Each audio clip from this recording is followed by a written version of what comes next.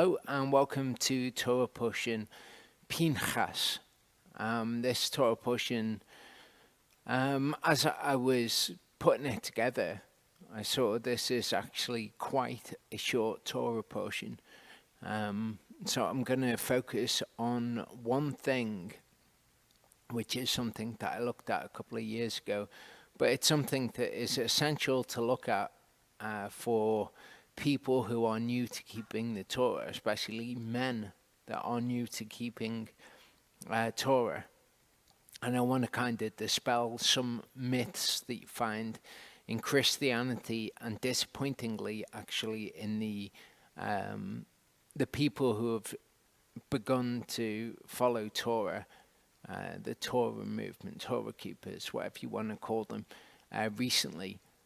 Kind of some of the old lies of the past have been recirculated and people have begun to follow the wisdom of the world rather than what the scriptures actually say. And there's a bunch of scriptures from Paul's letters which I can see why they confuse people. I understand why they confuse people.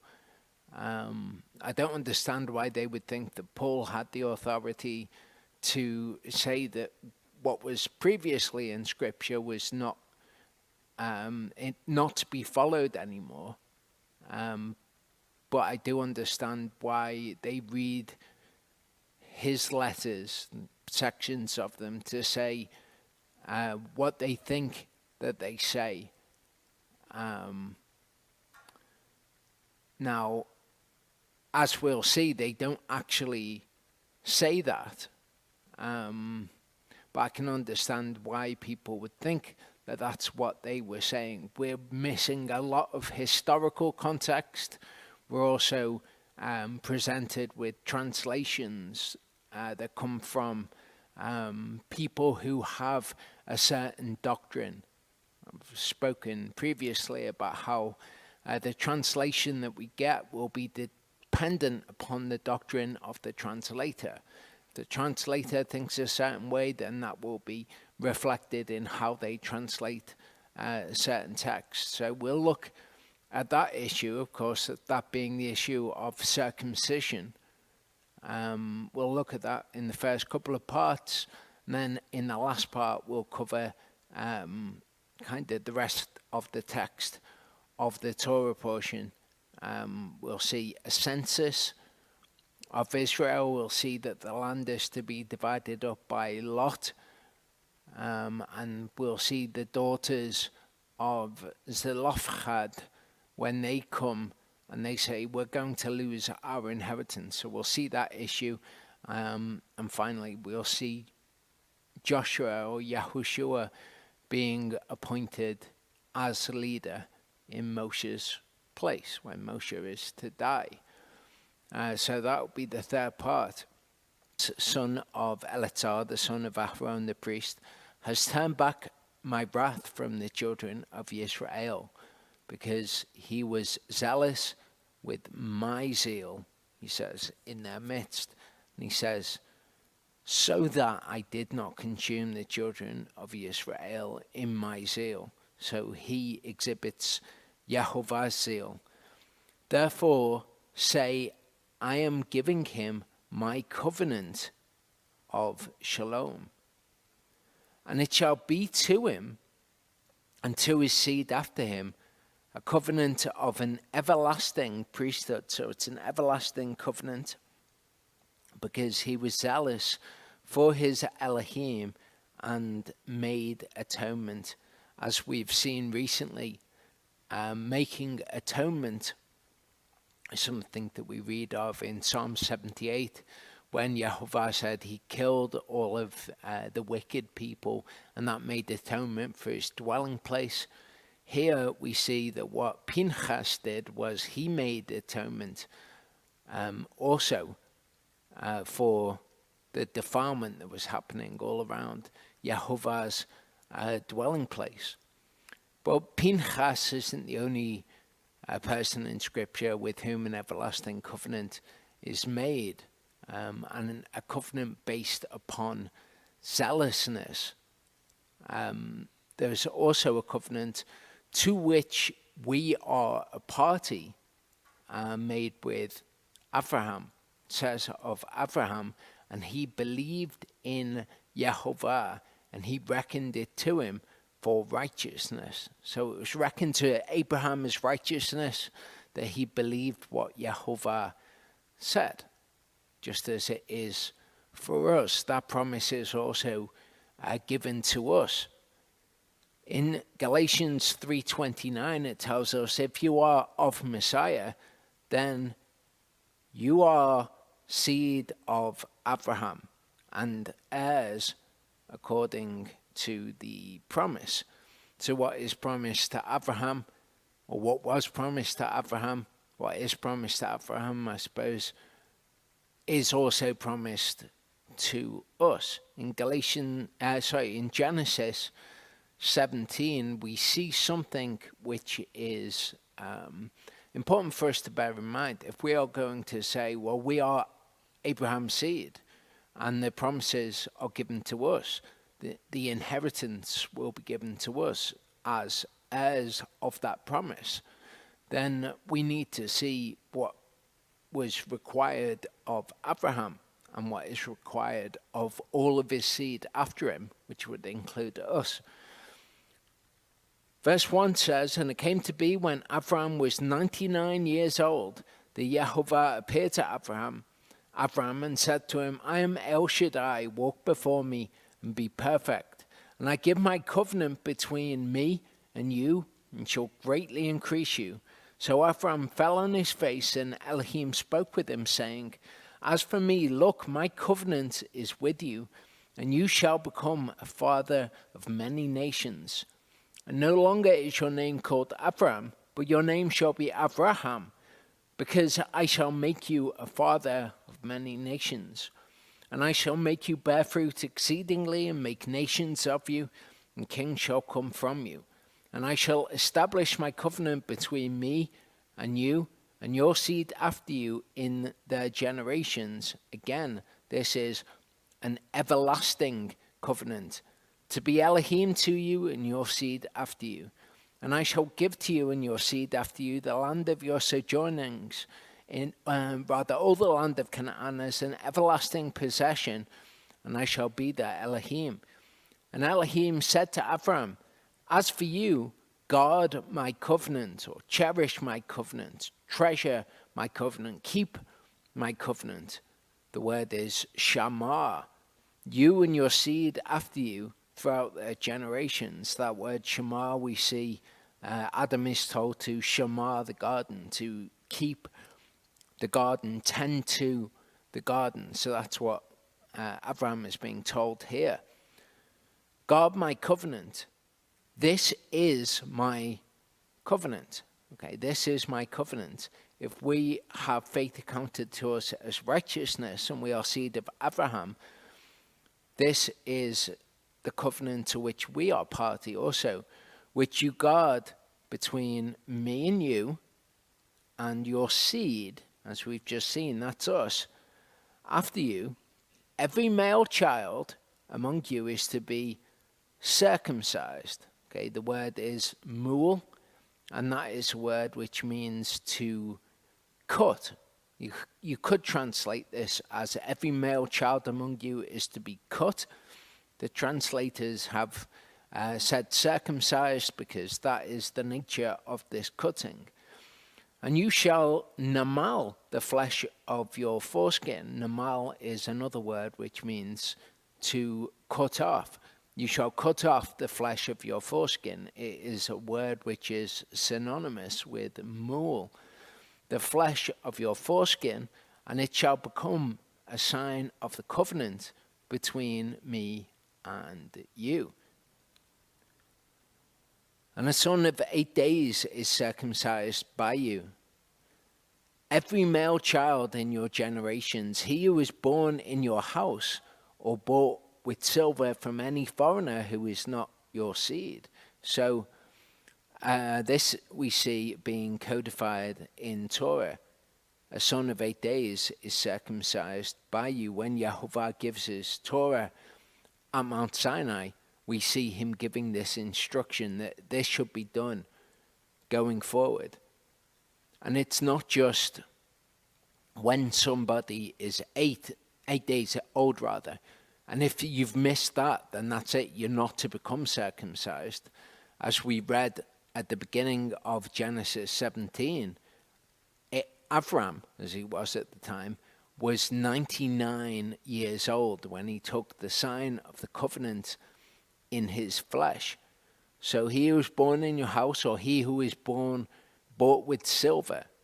Okay, so somebody who was bought with silver was older than 8 days old. But as soon as they're taken into Abraham's house, then they are circumcised.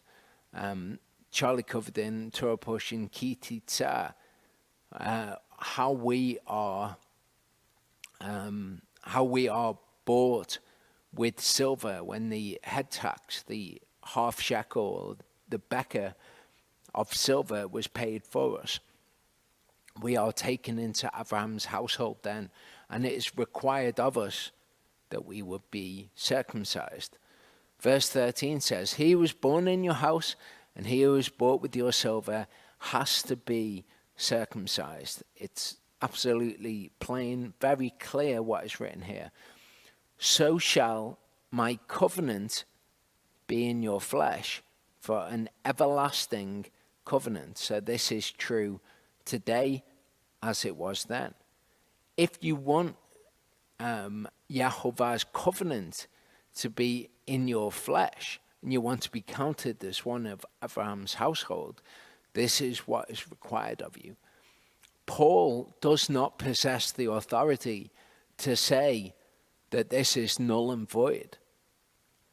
It's funny that people actually take him saying that from a passage where he says, look, if a man's covenant can't be annulled, then a covenant made by Yahovah with Abraham certainly cannot be annulled. But as I said at the beginning, people misunderstand what it is that Paul is actually saying. But even if he was saying that, he doesn't possess the authority to contradict Scripture. So at this point, you may well be thinking this.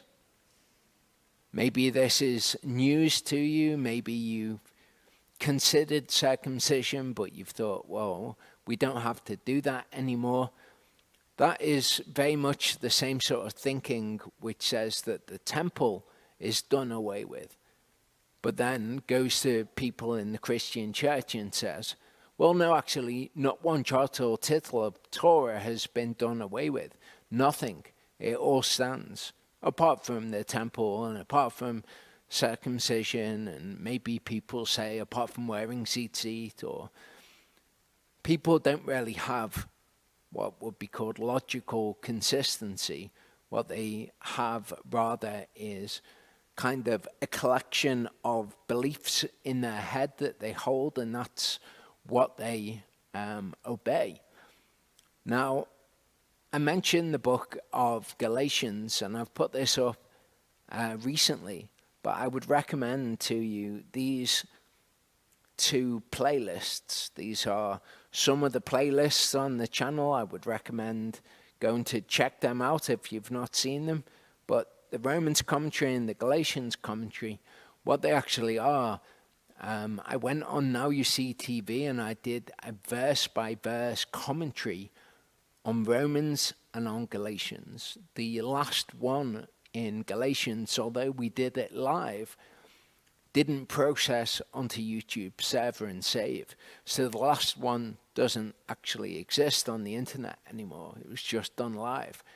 But if you watch the first 5 parts, I would say that it would actually be to your benefit to read Galatians 6 then with the understanding of the first 5 chapters and interpret it for yourself, because that will help you with interpreting what Paul writes and where those little opportunities to misunderstand what he's actually saying when he says, no flesh is saved by the Torah.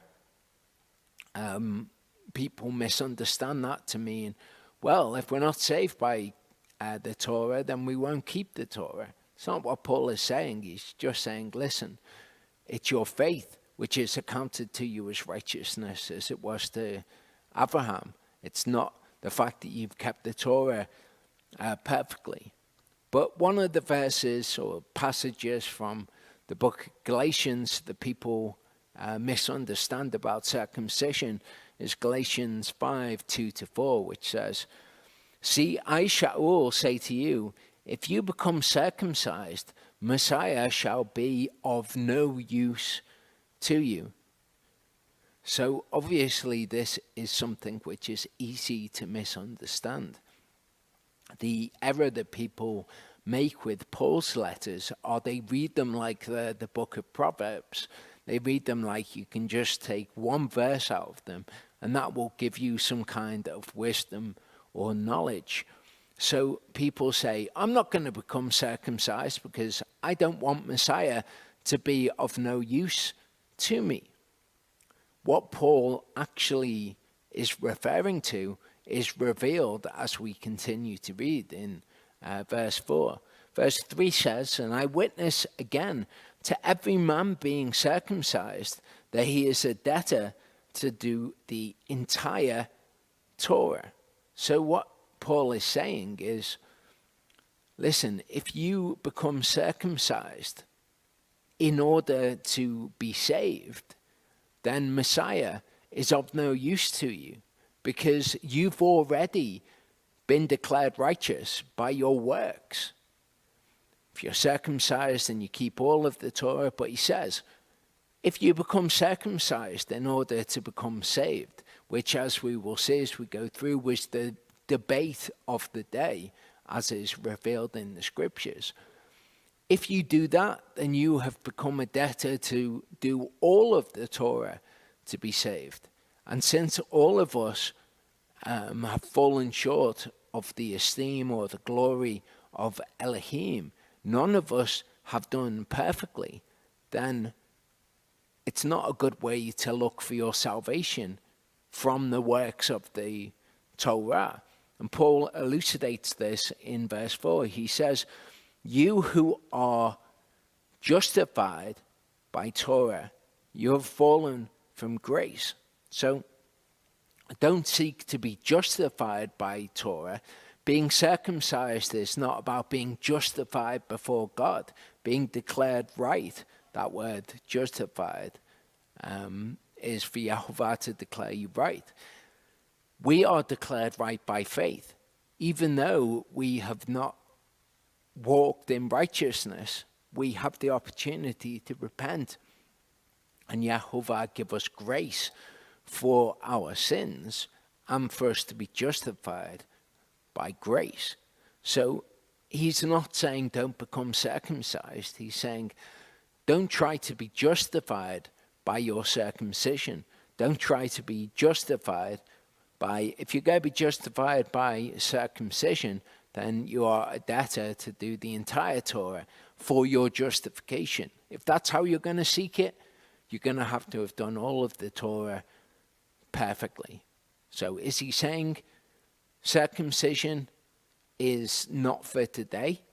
No. In fact, in the book of Galatians, in this same chapter, 7 verses after this, in verse 11, we will see that Paul tells us that he preaches circumcision, that he proclaims circumcision, as if to qualify what he has already said. What he's already said is quite clear if you read what he says carefully. But just in case you think that Paul preaches against circumcision, and that was certainly something that was that he was accused of. We see that in Acts 21 when he goes up to the temple to give to have 4 men cleansed from the Nazirite vow by giving animal sacrifice. We see that he is accused of teaching against circumcision. Paul says, "And I, brothers, if I still proclaim circumcision, why am I still persecuted? because this was exactly the accusation against him, that he taught against circumcision. But he says, look, I still preach circumcision. I just preach that you can't be saved, or you can't be declared right. You can't be justified by circumcision, which of course we can't. It's like somebody saying of me, JP teaches against circumcision, even though I am advocating for circumcision right now. People saying, no, look, JP says that you, if you look to circumcision for justification, Messiah is of no use to you. Therefore, he teaches against circumcision. It wouldn't make sense now, and it didn't make sense then. The problem really, I think, is that people are very literally and figuratively attached to their foreskins. They don't want to undergo a procedure, and there's various things which are taught about circumcision according to the wisdom of the world that people become fearful of. And I think this is why people look for a reason not to become circumcised, even though Yehovah was very clear, you and your seed after you, which it's made very clear by Paul that we are his seed, you and your seed after you must have your foreskins removed. It couldn't be any clearer, and yet people want to find a reason in the Bible, as if the Bible contradicts itself, why things have changed now. And this is particularly logically inconsistent for Torah keepers to tell other people, you know, we keep all of the Torah apart from the temple, apart from circumcision, apart from tzitzit, apart from whatever else we want to justify. I'm sure there are Torah keepers out there who will say that it's okay to eat unclean animals because of this, that, and the other. It's hypocrisy. Acts 15, 1-5 shows us what the problem was. So certain men came down from Yehudah who were teaching the brothers. What were they teaching them? Unless you are circumcised according to the practice of Moshe, you are unable to be saved. In other words, you have to be declared right by circumcision. This is what Paul is arguing against. He says, no, if you're going to be justified by circumcision, then you have to be justified by your perfect keeping of all of the Torah, which no one has done. So if you're going to be justified by the law, read what he says, you who are justified by the law, which is what these men were teaching that you must be, you have fallen from grace. So they were saying you have to be circumcised according to the practice of Moshe to be saved. So when Shaul and Barnabas, Paul and Barnabas, had no small dissension and dispute with them, they disagreed with what they were saying, as we can see from what Paul writes. They arranged for Shaul and Barnabas and certain others of them to go up to Jerusalem. Okay, remember that they're going to Jerusalem about this. They were going to the apostles and elders about this question. So they knew that this was being taught, and they knew what the truth of it was. They knew that if you were justified by your circumcision, that you had to do all of the Torah to be justified. And that simply wasn't true. We're justified by Messiah. If you're going to get your justification from somewhere else, then Messiah is of no use to you. Why do you need Messiah if you're justified by having kept the Torah perfectly and by having been circumcised? So they went up to speak to the apostles and elders.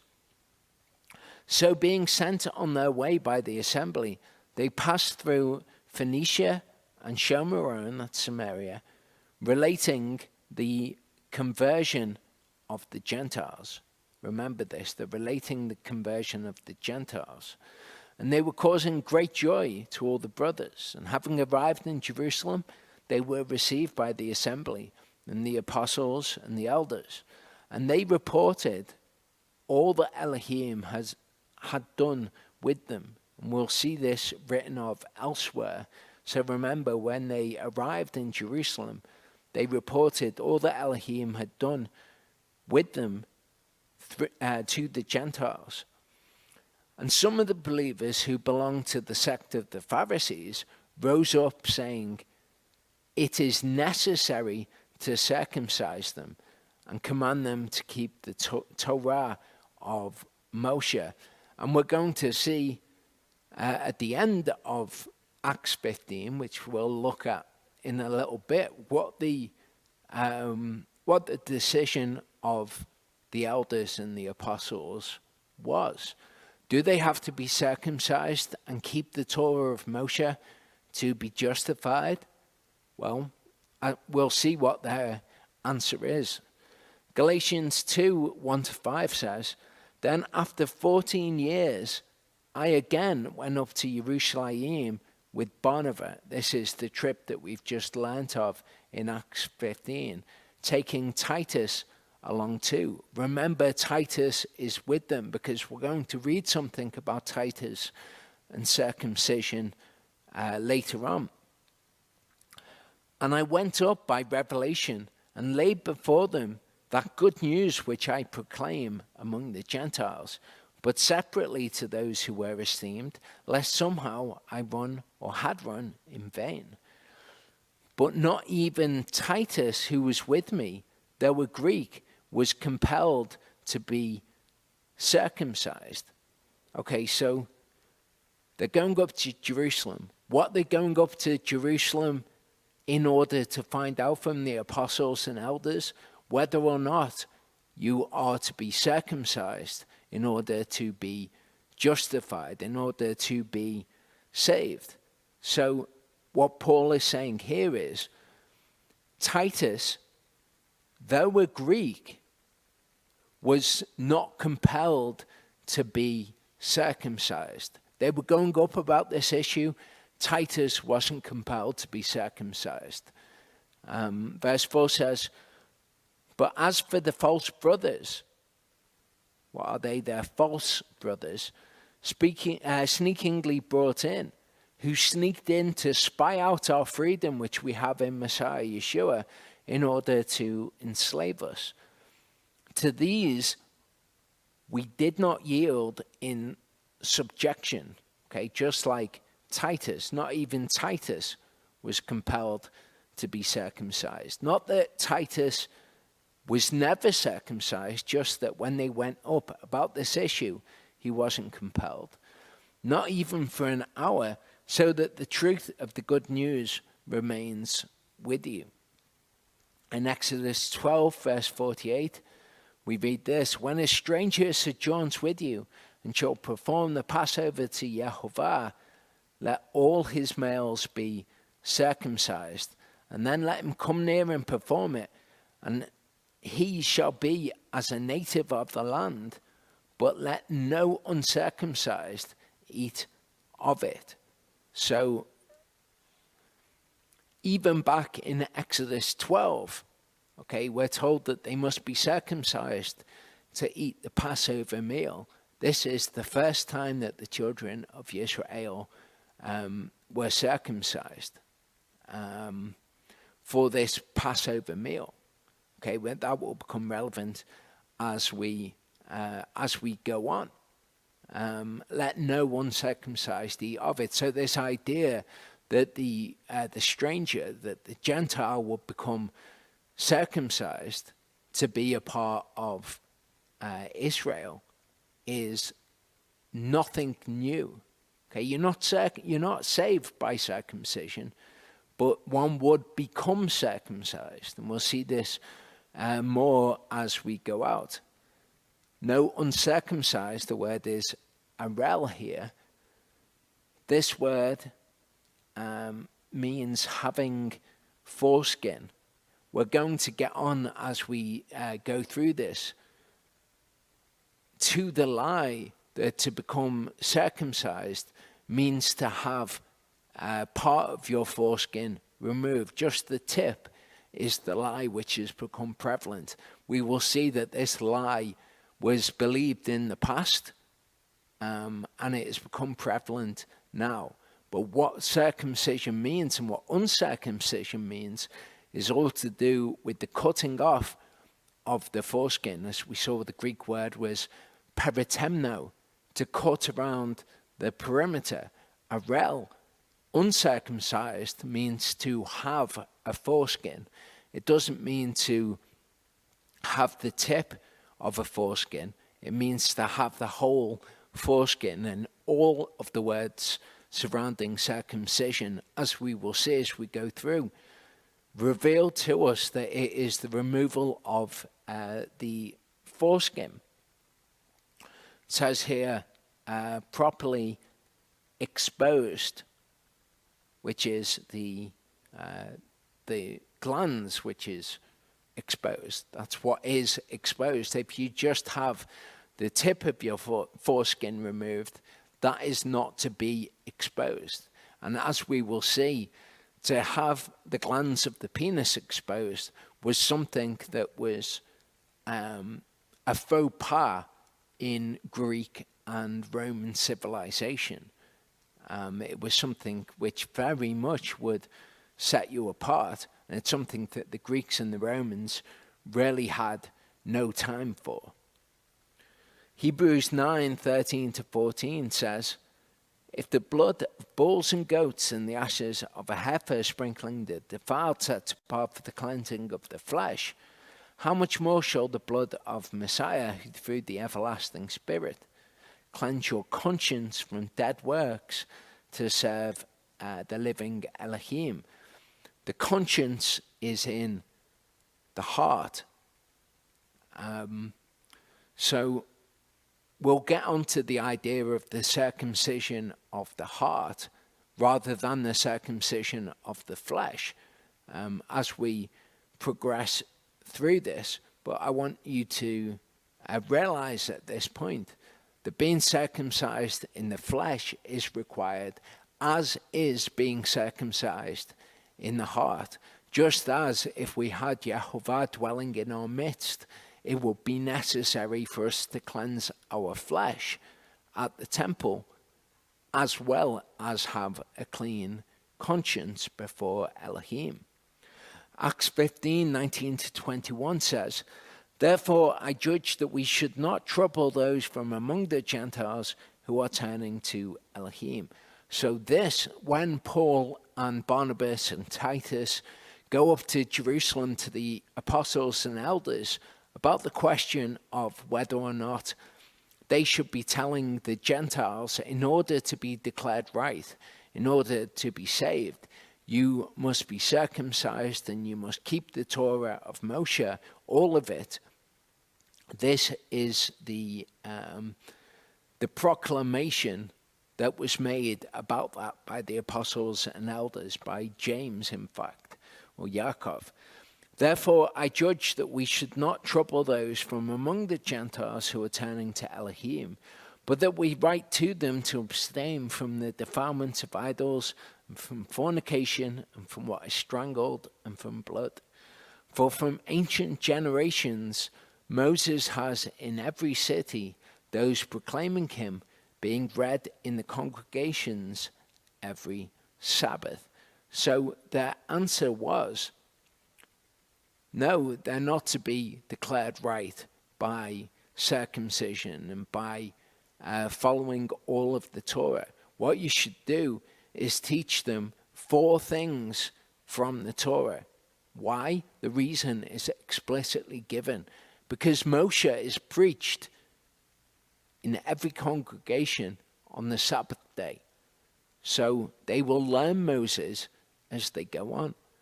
So it's not necessary to, as soon as you look to Yehovah for justification, for him to give you grace for you to be saved, it's not necessary to do everything in the scriptures at that point. The way that it works is, as you learn about it, then you start doing it. That's what faith in the word is. We're not saved by the works of Torah. We're saved by faith. So as we come across new things, it might be circumcision, it might be wearing tzitzit, it might be whatever. Maybe you don't know that you're not to eat unclean animals. But when you learn that that's what the word says, because you believe the word, that's what you do. And you're saved by your belief, not by the works of Torah. But belief is accompanied by those works, otherwise it is dead. You can't just say, I believe in the Bible. Do you do what the Bible says? Oh no, I don't do what it says, but I do believe that it's true. Those things don't work. The scriptures teach us through contrast all the way through that unbelief is disobedience and obedience is belief. Acts 16, 1-3 says, and he came to Derbe and Lystra, and see, a certain disciple was there named Timothy, the son of a certain Jewish woman who believed, but his father was Greek, who was well spoken of by the brothers who were at Lystra and Iconium. Shaul wished to have this one go with him. What did he do? He took him and he circumcised him because of the Jews who were in those places, for they all knew that his father was a Greek.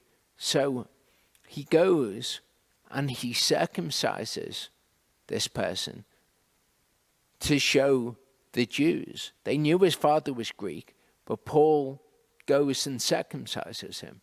So, as I said before, not only does he preach circumcision, he also performs circumcision. Just like we see him going to the temple to show the Jews that he keeps the Torah. Here he shows the Jews that he is circumcising even those who are Gentiles. And in this culture, it was the paternal line which was important, not the maternal line. Something which has been kind of profaned in modern Judaism, where they've turned to the maternal line. But regardless, it was always the paternal line that was important. So his father was a Greek. He takes him to show the Jews and he circumcises him. So is Paul against circumcision? Certainly not. If he was saying circumcision would render Messiah useless, why would he go and circumcise Timothy? In 1 Corinthians 7:18, I want you to notice the Greek words. Let him not become epispato, anyone called, akrobustia. So we see that the word for circumcised is the same, because that's the same thing being discussed. But the word for uncircumcised is different. So it's not like if he's circumcised, then become uncircumcised. If he's uncircumcised, then become circumcised. It's if he's circumcised, don't let him become epispato. If he is uncircumcised, that's the actual word for uncircumcised in Greek, akrobustia, let him not become circumcised. And we'll see exactly what that's talking about. But we remember what the debate is of the time, and then this will help us to understand this verse when we get to it. But first of all, let's look at the word epispato. Okay, epispato. Now, what I was saying about translation, coming from the doctrine of the translators, is seen nowhere to be more true than in the translation of this word. This word is used, as you can see here, it is used once as in all of the text of the scriptures to mean become circumcised. It only appears once in the scriptures. We can see it says outline of biblical usage, which is basically how it's used in translation. It says here, to draw on, let him not draw on his foreskin. And we'll see where that idea comes from. It says here, to efface the mark of circumcision by recovering with the foreskin, or to become uncircumcised. But as I say, this word is only used once in all of Scripture. It's not a common word at all. And it's because of this doctrine which is so pervasive and almost kind of the drawing upon a practice that did happen with Jewish men, and saying that is what it means when epispato is used. Spato, epi is just a preposition. Spato means to draw, literally to draw one's sword, a verb to draw or to draw out. So there was this practice of the drawing out of the skin of the penis after circumcision, as we'll see, a particularly brutal practice where after circumcision, after the removal of the foreskin, the skin on the actual penis was cut and then pulled over the foreskin in a time before anesthetic. Particularly, that would be a brutal operation. But the translators, what they're doing is they're confusing a historical practice with what the meaning of this word actually is. And we'll see what the meaning of this word should be in the context of this passage, in the context of this debate which was happening at the time. But just to illustrate this to you, I want to show you an entry in Thayer's Greek lexicon. Thayer was a Christian, and he had a Christian doctrine about circumcision being done away with, essentially. So he says, there have been Jews who, in order to conceal from heathen persecutors or scoffers the external sign of their nationality, sought artificially to compel nature to reproduce the prepuce, the foreskin, by extending or drawing forward with an iron instrument the remnant of it still left. This is, as I say, a confusion about an actual practice which did happen. They say the remainder of the foreskin, which is still left, wasn't quite the practice. We look to historical sources to see what this practice was. It was actually the skin on the shaft of the penis, which would be cut around and then drawn forward over the foreskin. But we see here that he gives several sources from this. He says, from the days of Antiochus Epiphanes down, and he says, Maccabees 1:15 gives us evidence of this. He says in Josephus Antiquities, Book 12, Chapter 5, there have been Jews who, in order to conceal from the heathen persecutors. So he gets this idea that this is what this word epispato means, not from a definition of the word, but from confusing the idea of drawing with a historical practice that he has sources for. So I want to look at a couple of the sources that he quotes to show you. None of them say epispato is this practice. All they do is they tell us about this practice. So he mentions Josephus, Book 12, Chapter 5, Part 1. The sons of Tobias took the part of Menelaus, but the greater part of the people assisted Jason. And by that means, Menelaus and the sons of Tobias were distressed and referred to Antiochus and informed him that they were desirous to leave the laws of their country and the Jewish way of living according to them, and to follow the king's laws and the Grecian way of living, the Greek way of living.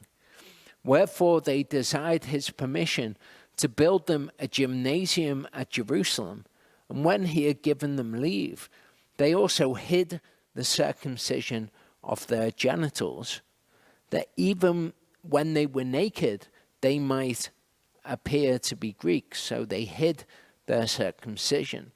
Accordingly, they left off all the customs that belonged to their own country and imitated the practice of other nations. And this is actually what we find people doing today. People who are ashamed of circumcision. They want to follow the wisdom of the world rather than what the scriptures actually say. The building of a gymnasium was a big thing at the time in the Roman baths and Greek gymnasiums. This is where men would be naked, where their penises would be visible. And as I mentioned before, the exposing of the glands of the penis was looked down upon, was scorned in Greek and Roman society. So these people, they wanted to hide the fact that they were circumcised. But what you'll notice is this is the source for which Thayer, from which Thayer takes the idea that this is what epispato means. The word epispato is not used in this passage. It is a leap that he is taking there to say this drawing was this practice. This practice did exist, but the idea that that's what epispato says, there is no evidence for that beyond just the translators saying that that is how it should be translated. In Maccabees 1:14-15a, which is what he gave as his source, it says, and they built a gymnasium in Jerusalem according to the custom of the Greeks, the Grecian way, as Josephus puts it. And they made for themselves foreskins, which is this practice. There's several practices which were similar and were designed to hide circumcision, but this actual practice is not what epispato refers to. Now, there is another confusion in this. The practice itself was called epispasm.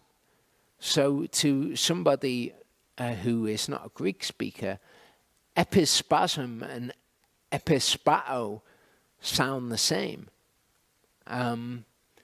But to confuse words that sound the same is foolishness.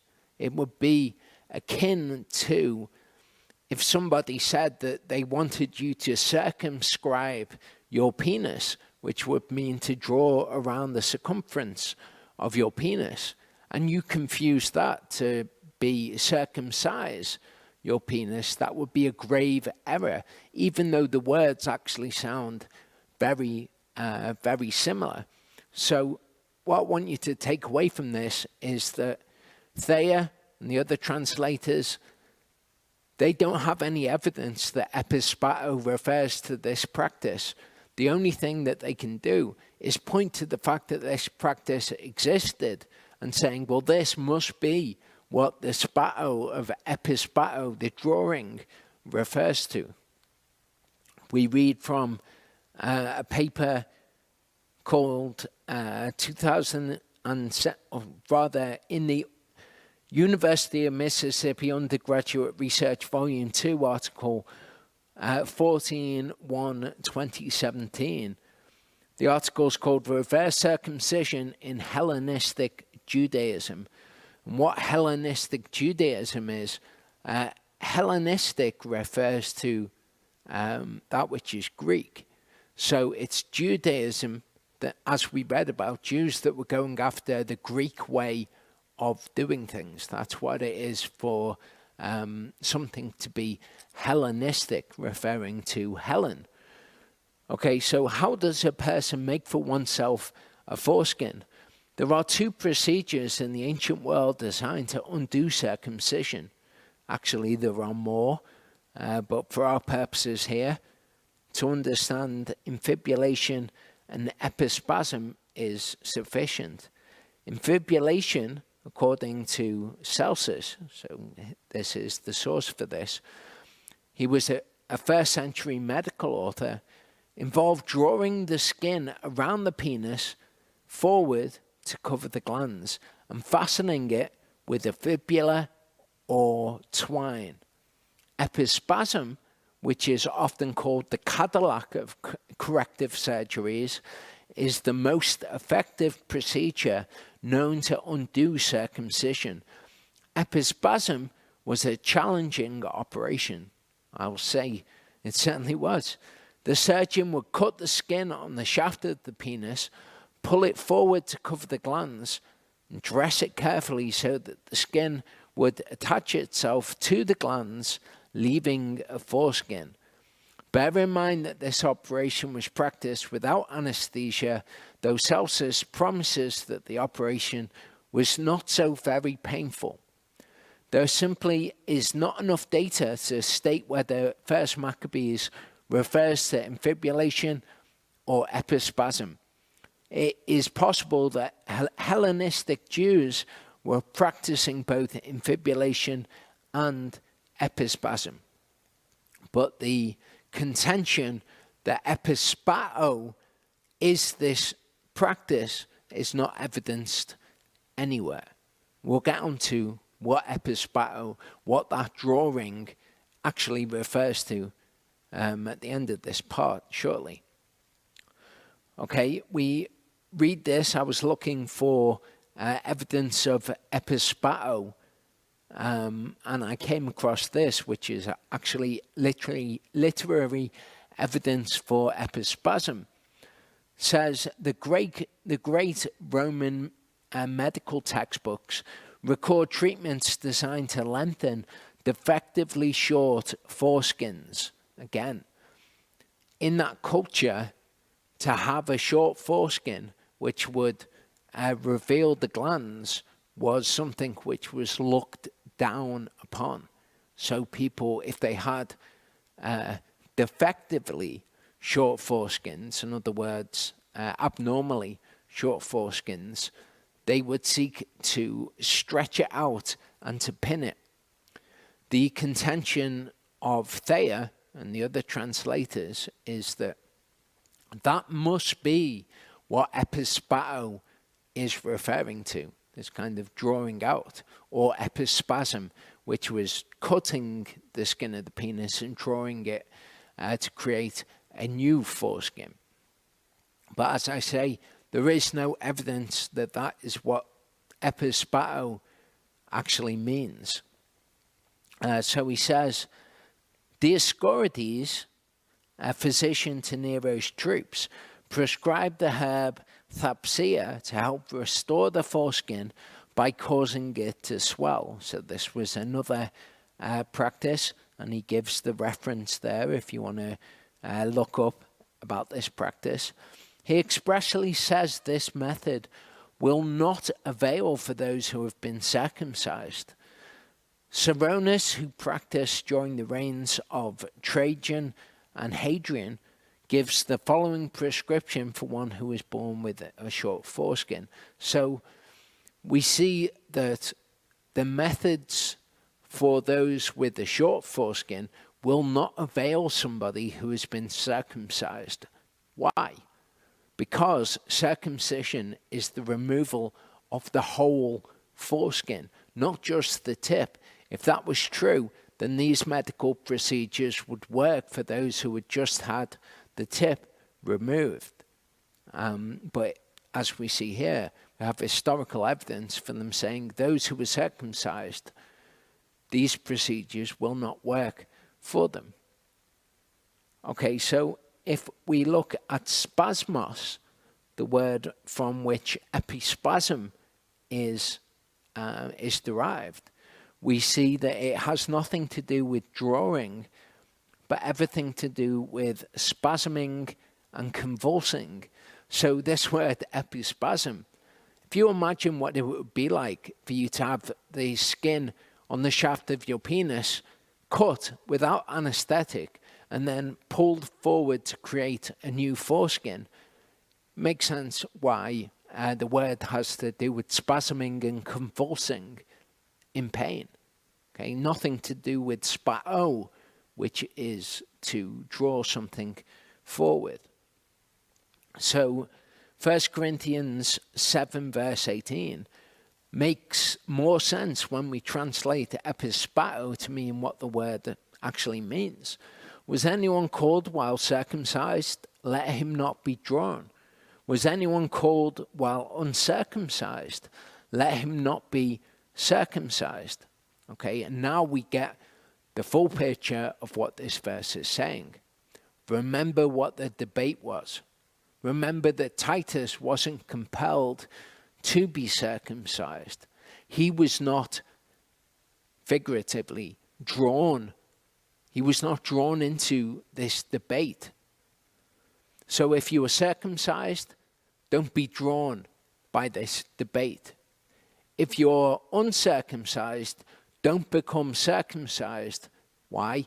Because of this debate. Not don't become circumcised ever, but be like Titus, who is not compelled to be circumcised.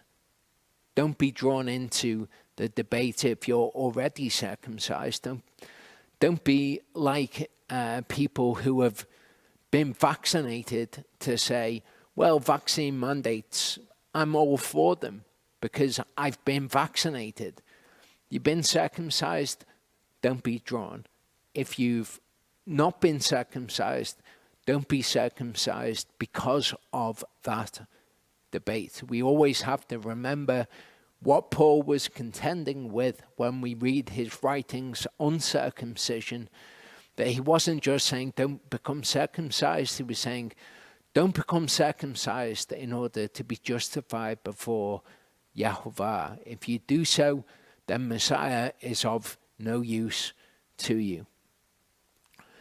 In Genesis 17, 10 to 12, just to remind us what the scriptures say, which Paul does not have the authority to go against, even if you misunderstand him. It says, "This is my covenant which you guard between me and you, and your seed after you. Every male child among you is to be cut circumcised. And you shall cut off the flesh of your foreskin, and it shall become a sign of the covenant between me and you. And the son of 8 days is circumcised by you. Every male child in your generations, he who was born in your house or bought with silver from any foreigner is not yours, who is not of your seed, rather, must be circumcised." Does that count for us? We saw near the beginning, if you are Messiah, then you are the seed of Abraham and heirs according to the promise. We'll continue to look at circumcision in part 2. Leviticus 12 is where the instructions given to Abraham about circumcising children were encoded into law. It says, "And Yahovah spoke to Moshe, saying, Speak to the children of Israel, saying, when a woman has conceived and has given birth to a male child, then she shall be unclean 7 days, as in the days of her monthly separation she is unclean. On the 8th day, the flesh of the foreskin, the olah, is cut."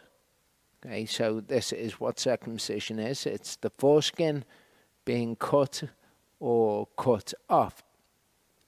And the 8th day is actually a day on which your body is best prepared to be circumcised, because you have prothrombin and vitamin K at their peak levels on the 8th day. They diminish after the 8th day, and those are necessary for clotting.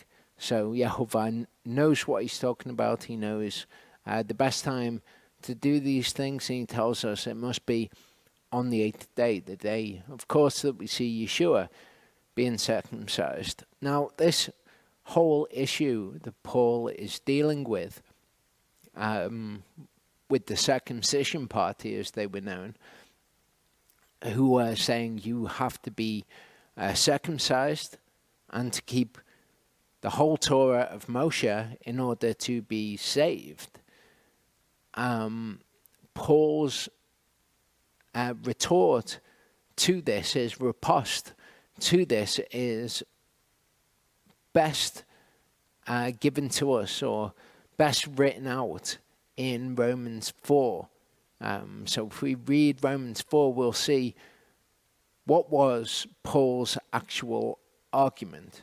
And we know he wasn't saying don't become circumcised. So when does Paul think you should become circumcised? Romans 4, 9-12 says, "Is this blessing upon the circumcised only, or upon the uncircumcised?" So there are those words, the word for circumcised and the word for uncircumcised. Epispato is not there. "For we affirm, belief was reckoned unto Abraham for righteousness.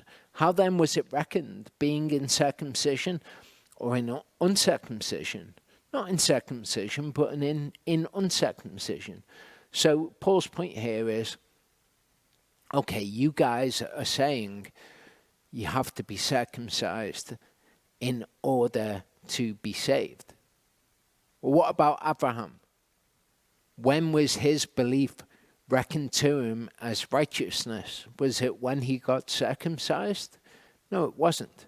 It was when he was uncircumcised. Yehovah saw his belief and he reckoned it to him as righteousness. And he received the sign of circumcision, a seal of the righteousness of the belief while in uncircumcision. So this is what circumcision is. It is a seal of the righteousness that we have by faith. We have that righteousness accredited to us because we have faith.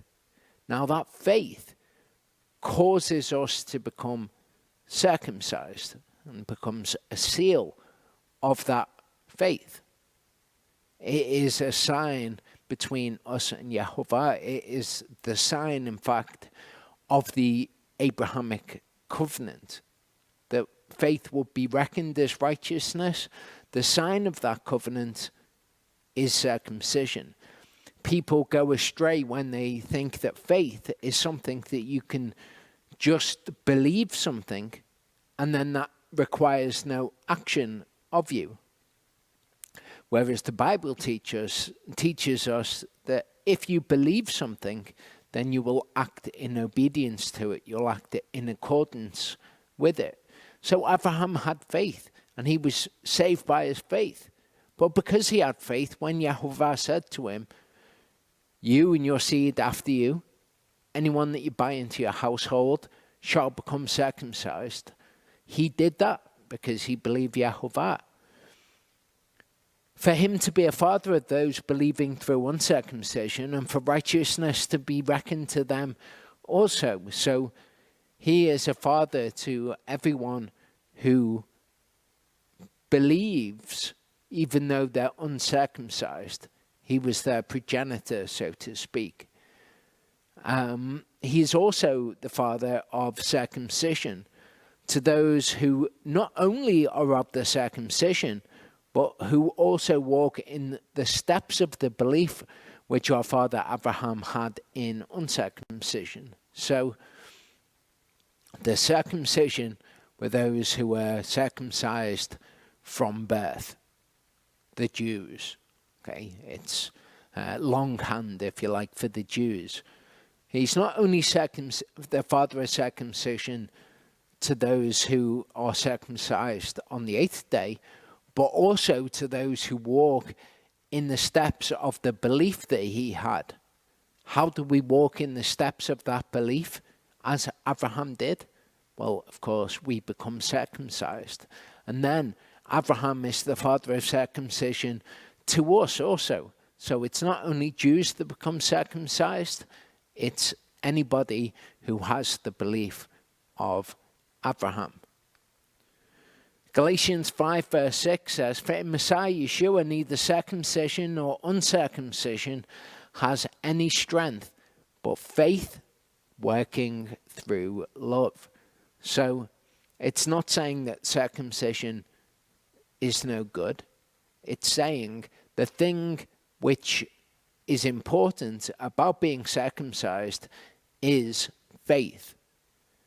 Being circumcised without faith would not justify you, would not have you be saved. Being uncircumcised with faith is nothing, because that faith causes you to walk as Abraham did in the steps of Abraham and to become circumcised. It's the sign of the covenant by which you're saved. Of course, one would want to take that sign in their flesh. If your flesh is more important to you than the covenant, then that's a problem. That would mean that you're not only uncircumcised in flesh, but you're also uncircumcised in heart.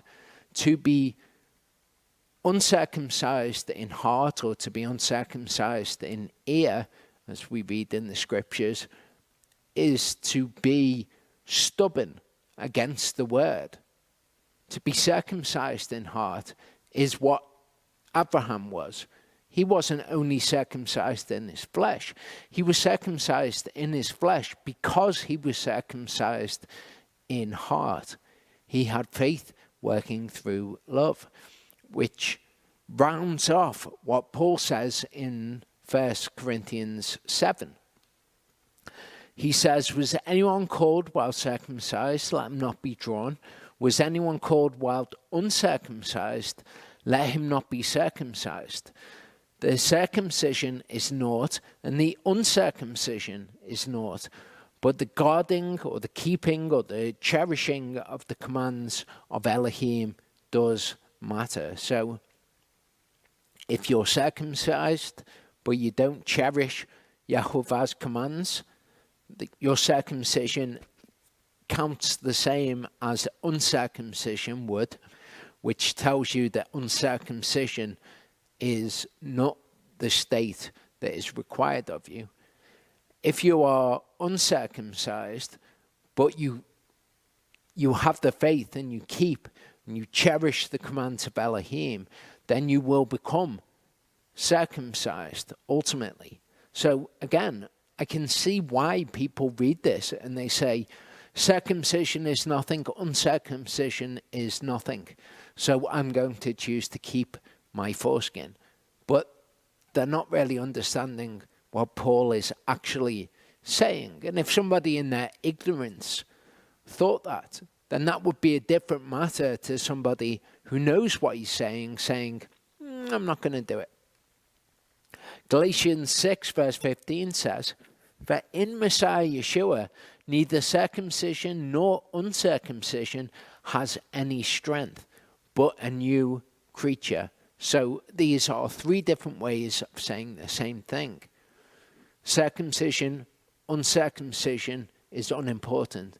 What matters is faith working through love. What matters is the guarding, keeping, the treasuring or cherishing of the commands of Elohim.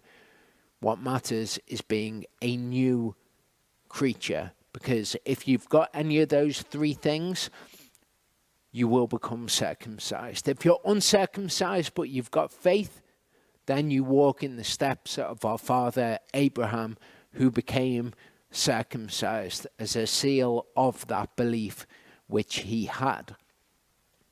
Colossians 2:13 says, "You being dead in your trespasses and the uncircumcision of your flesh," which should tell us again that the uncircumcision of your flesh is equated here, or is on the same footing rather, as your trespasses. Previously, you were not in alignment with the word of Elohim. Okay, but now you've repented. Now you are a new creature. Now you keep the commands. Now you exhibit faith, working through love. Now you walk in the steps of Father Abraham. Romans 2:25-29 says, for circumcision indeed profits. Okay, it does. It profits. Why? If you practice the Torah. But if you are a transgressor of the Torah, your circumcision has become uncircumcision. So he's saying the same thing there. Okay, your circumcision is nothing if you're not a new creature. Your circumcision is nothing if you don't have faith working through love. Your circumcision is nothing if you forsake the commands of Elohim. But if you practice the Torah, circumcision does profit you, because it's a seal of the faith that you have. It's like, in Elohim's eyes, it's a stamp showing your faith. Like, this person has become circumcised by faith. If you become circumcised just to be justified, that's not something that Elohim is looking for.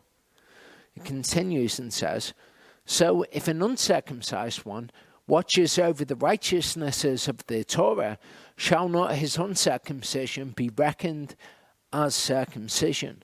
Okay, so if you are uncircumcised and you keep the Torah, you follow it by faith, and then you were to die, does that mean that Yahovah wouldn't declare you right? Of course not. Your faith is as if you have already been circumcised. That doesn't mean that if you live your life, you don't become circumcised.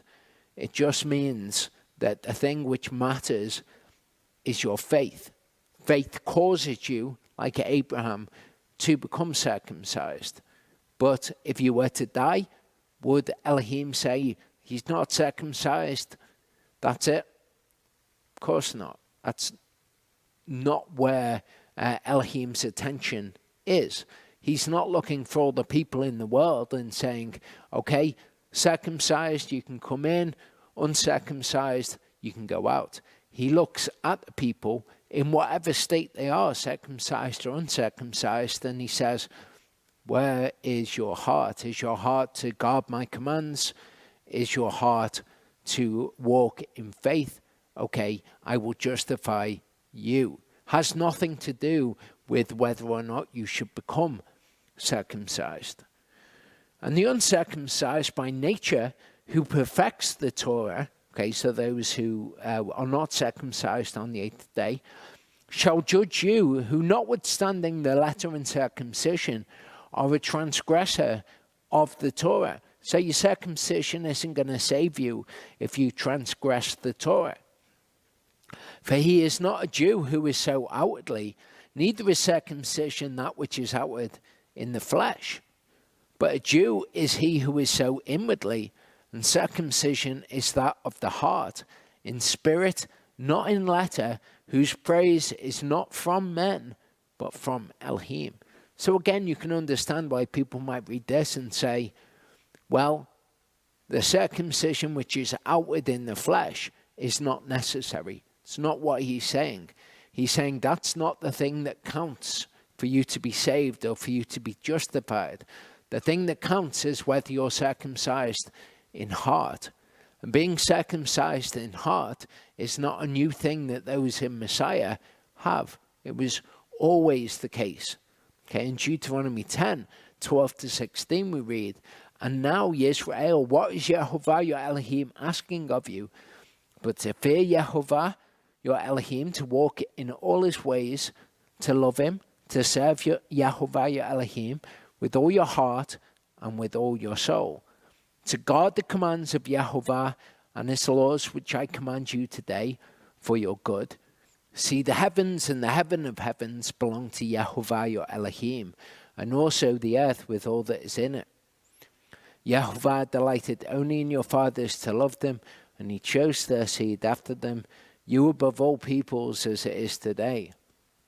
And you shall circumcise the foreskin of your heart, and harden your neck no more, which is what circumcision of the heart combats, which is the stiff neck.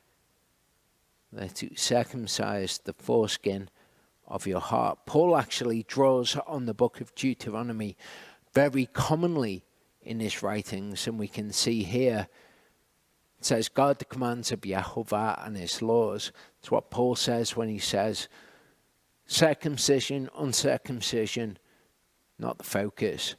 It is to guard the commands of Elohim. That's what is important. A lot of Paul's letters, as I say, are actually a retelling of what the Torah says to us.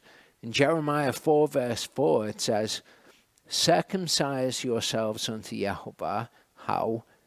Take away the foreskins of your hearts, you men of Judah, inhabitants of Jerusalem, lest my wrath come forth like fire and burn with none to quench it, because of your evil deeds. So all the way through Scripture, Israel are told to circumcise their hearts. It doesn't mean don't get circumcised in the flesh. It just means make sure that that is where your focus is. Jeremiah 6:10 says, to whom shall I speak and give warning so that they hear? Their ear here is uncircumcised. They are unable to listen. They're unable to hear and obey. Okay, that's if your ear is uncircumcised. If your heart is uncircumcised, then your heart is unable to be obedient. It says, the word of Yehovah is a reproach to them. They do not delight in it because their ear is uncircumcised. And we see uncircumcised heart and ears together in Acts 7. You stiff-necked and uncircumcised in heart and ears. You always resist the Holy Spirit. As your fathers did, you also do. Ezekiel 44 verse 9 says, thus said the Master Yehovah, no son of a foreigner, one who is uncircumcised in heart or uncircumcised in flesh, comes into my set-apart place. Even any son of a foreigner who is among the children of Israel. And that's in Ezekiel 44 verse 9, which speaks of the millennium. So in Acts 7 they were told, you're uncircumcised in heart as your fathers were. It's not a new thing. That's always been the case, that the disobedient have been referred to as being uncircumcised in heart. So we see, putting this all together, that one needs to be circumcised in heart, as Abraham was, so that one would listen to the word of Elohim and obey it, that one will believe the word of Elohim. We walk in the steps of our father Abraham, and we receive circumcision as a seal of the righteousness that we have by faith. Jeremiah 9:23-26 says, thus said Yehovah, let not the wise boast in his wisdom, let not the mighty boast in his might, nor let the rich boast in his riches. But let him who boasts boast of this, that he understands and knows me, that I am Yehovah, doing kindness, justice, and righteousness in the earth. For in these I delight, declares Yehovah. See, the days are coming, declares Yehovah, when I shall punish all circumcised with the uncircumcised. Mitzrayim, Egypt, and Judah, and Edom, and the children of Ammon, the Ammonites, and the Moabites, and all those trimmed on the edges who dwell in the wilderness. For all the Gentiles are uncircumcised, and all the house of Israel are uncircumcised in heart. We read again in reverse circumcision in Hellenistic Judaism. Although it is likely that Judeans inherited circumcision from other people groups, which is quite a statement. It's basically saying, although it's likely that the Bible is false, and this is an area where academia falls short. Okay, if it's a case of what can we understand from data, what does data show us, academia is quite good. However, when it comes to matters of the scriptures, anything to do with Yehovah, academia has almost like an inherent disdain for it. It's likely that Judeans inherited circumcision from other people groups. According to who? Why do you think it's likely? That's just the author of this. And you'll see through the rest of this that the thinking of the world or the wisdom of the world is very much present in this writing. This is what we need to be aware of. That when we come to the topic of circumcision, that we get our instruction about it from what Yehovah says in his word, and nothing from the world. In the wider Near East, Judean circumcision in the Hellenistic era had several distinct features. Uniquely Judite texts command the forced circumcision of all males while they are still infants. So you can see kind of the bias of this author here. The Judeans were practicing infant circumcision on all males in the infancy stage is distinct from any other circumcision practice in the wider Near East, yet it's likely that they inherited it from them.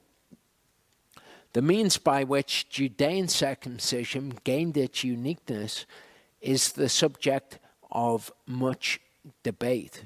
Well, the scriptures are clear as to where their practice gained its uniqueness. It's because it was commanded by Yehovah to Abraham.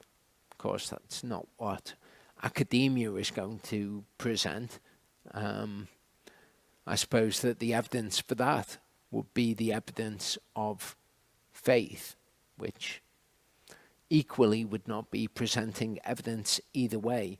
But the bias here is clear. It's likely that they inherited it from the people groups around them, and there's much debate about why it's unique, given that it's likely that they inherited it from such a way. But you can see this idea of commanding the forced circumcision of all males while they were still infants. This thinking is becoming more and more prevalent, and regretfully, it is becoming prevalent amongst Torah keepers too. They've begun to follow after what the world has to say. I found an article by a Jewish man living in San Francisco, and that's quite telling in and of itself. San Francisco is quite a left-leaning sort of place, with kind of the extreme left. We see his thinking being changed by the wisdom of the world. He says, for several decades, opposition to circumcision has been building in the United States and within the American Jewish community.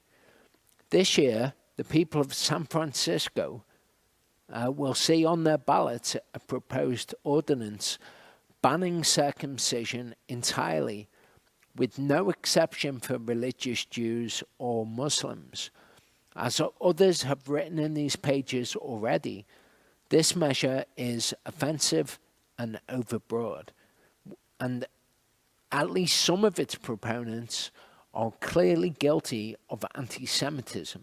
It is also, in my view, unconstitutional.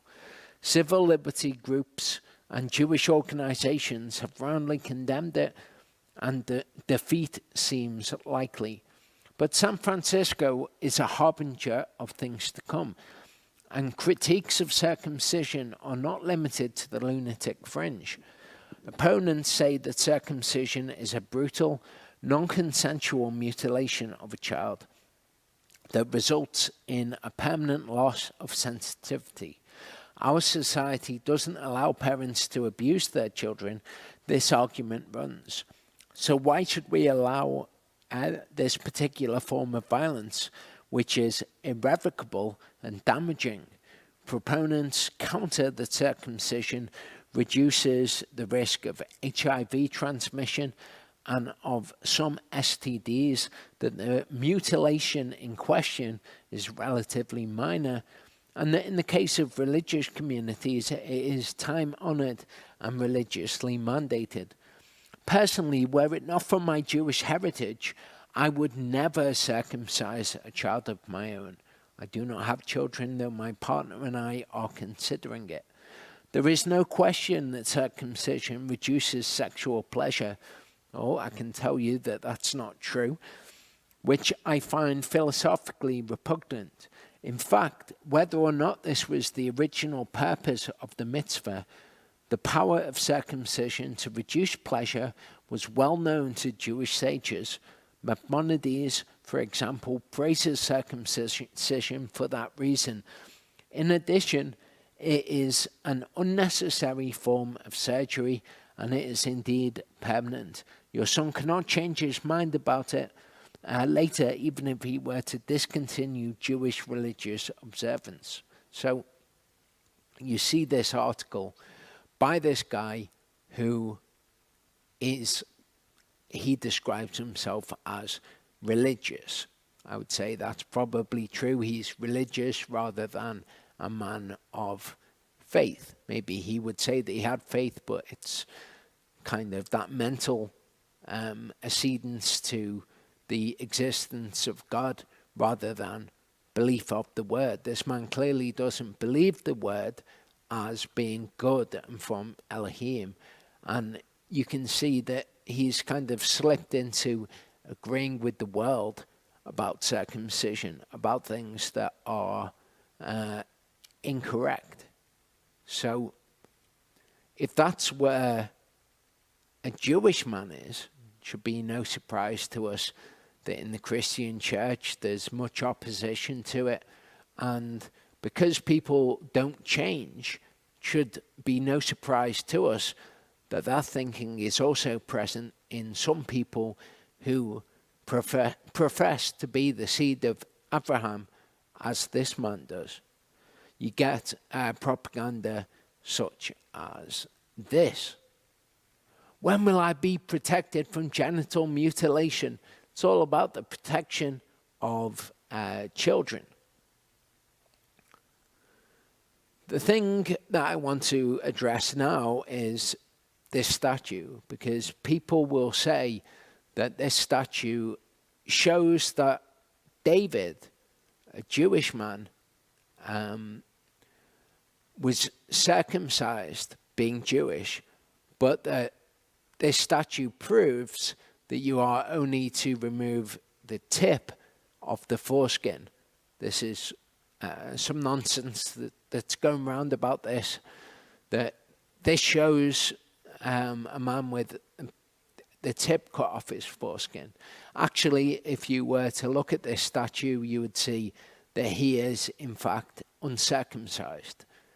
That should be no surprise to us. This was a statue done by Michelangelo. As I say, in Greek and Roman culture, an uncircumcised penis was a no-no. Okay, the exposing of the glands of the penis was a no-no. Another thing that you'll notice about this statue is that it has no beard. It is not that Michelangelo, a 26-year-old guy from Florence, has such amazing knowledge of David that he has done an anatomically correct statue. It's that he went with the aesthetics of the age, that he made the statue of David, and so he made him beautiful in his own eyes. But we know that David had a beard. In 2 Samuel 10:4-5, it says, "So Hanun took David's servants, and shaved off half of their beards, and cut off their garments in the middle as far as their buttocks, and sent them away. And they informed David, and he sent to meet them, because the men were greatly ashamed. And the king said, 'Wait at Jericho until your beards have grown, and then return.'" So we see from this that the beard was something that if you didn't have, you would be ashamed. Again, that was an aesthetic of the time.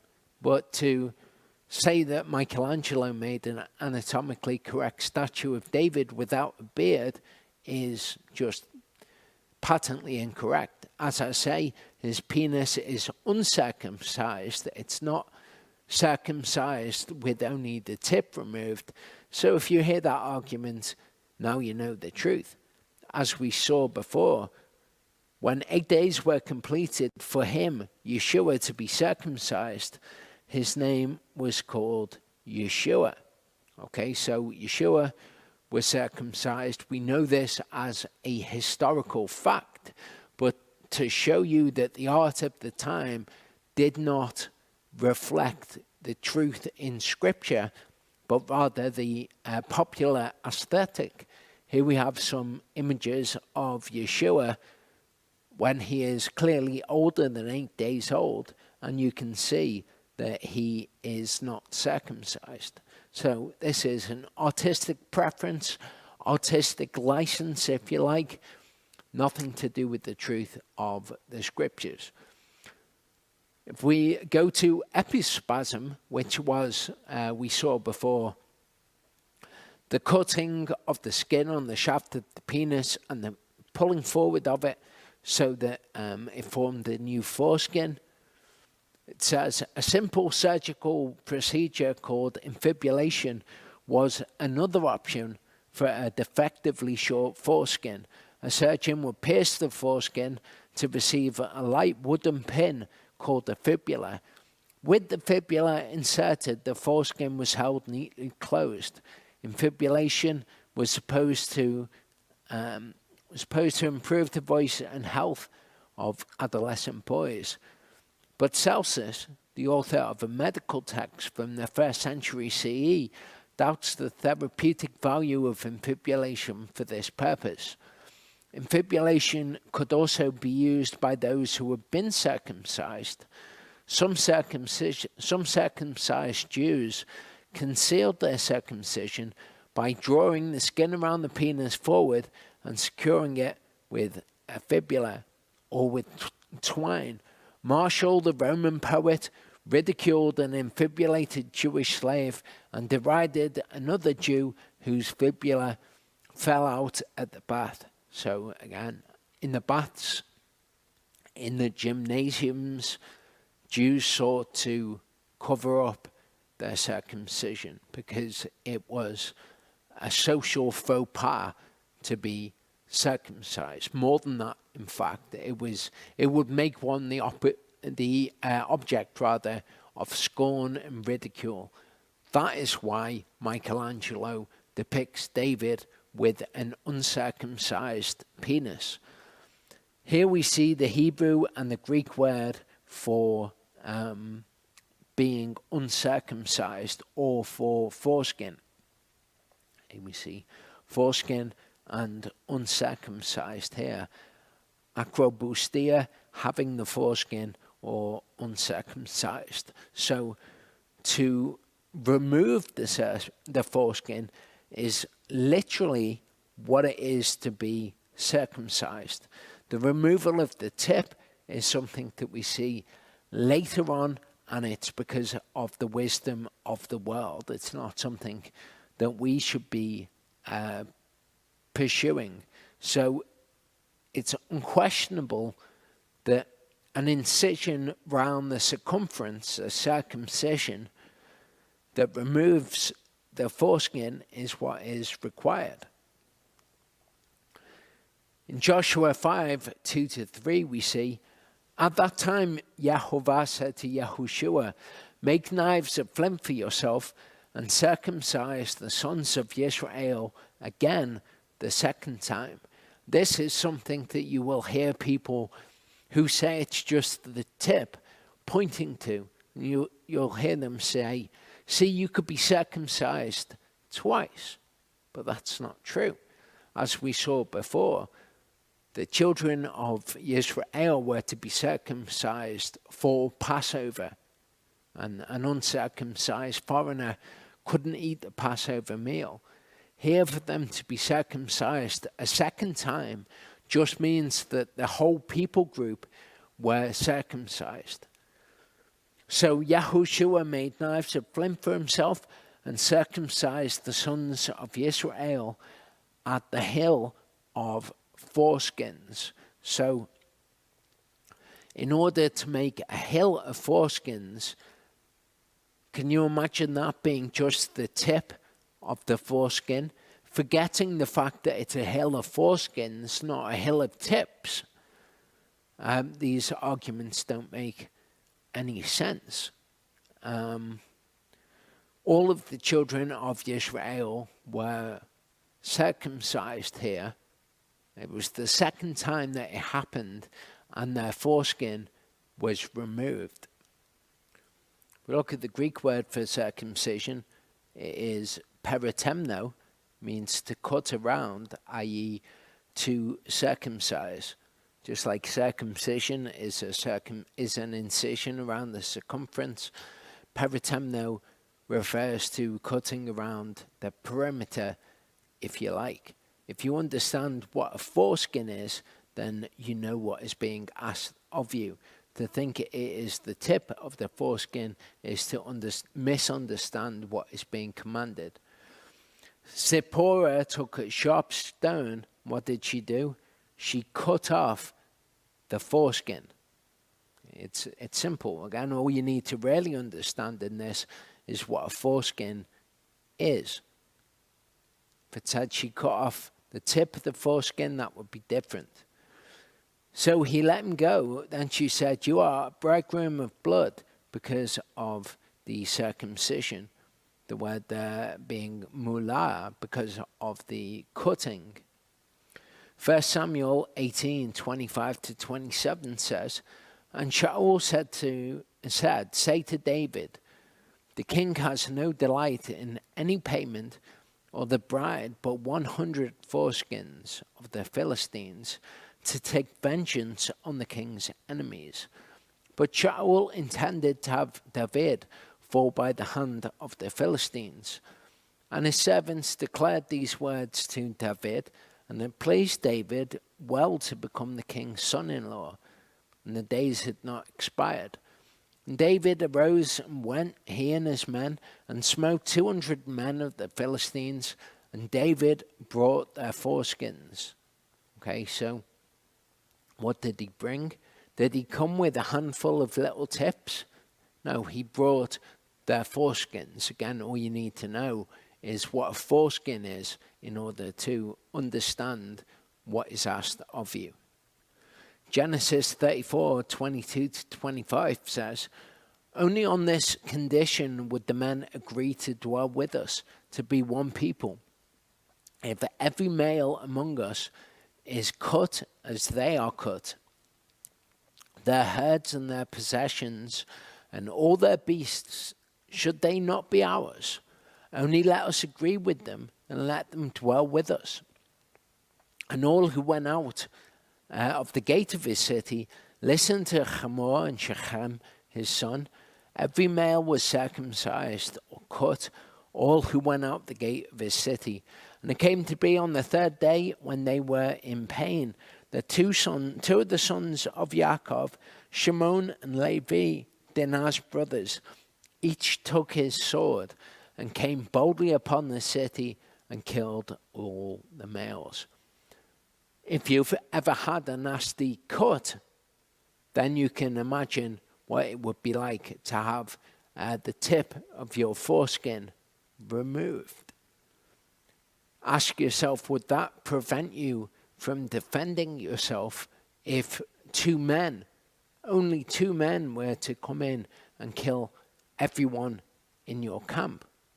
Or equally, put yourself in the situation of having your entire foreskin removed. Would that incapacitate you? I can tell you from the perspective of someone who has been circumcised, that 3 days after the operation, you would be in no position to be defending yourself. Not that it's so horrific, just that it's painful.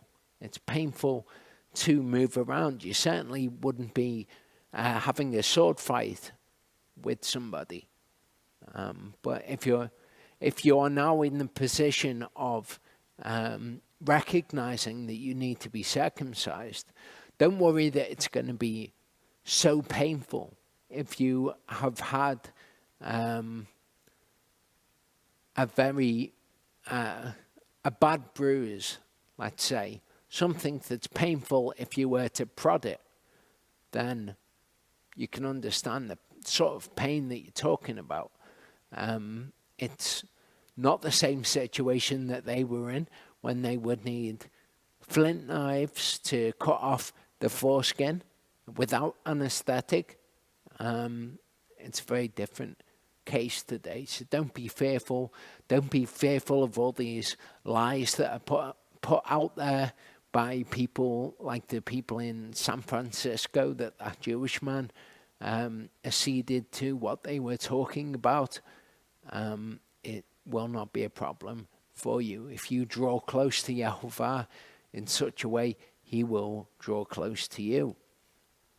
In Joshua 5:7-9, it says, Joshua circumcised their sons, whom he raised up in their place, for they were uncircumcised, because they had not been circumcised on the way, when he circumcised the others.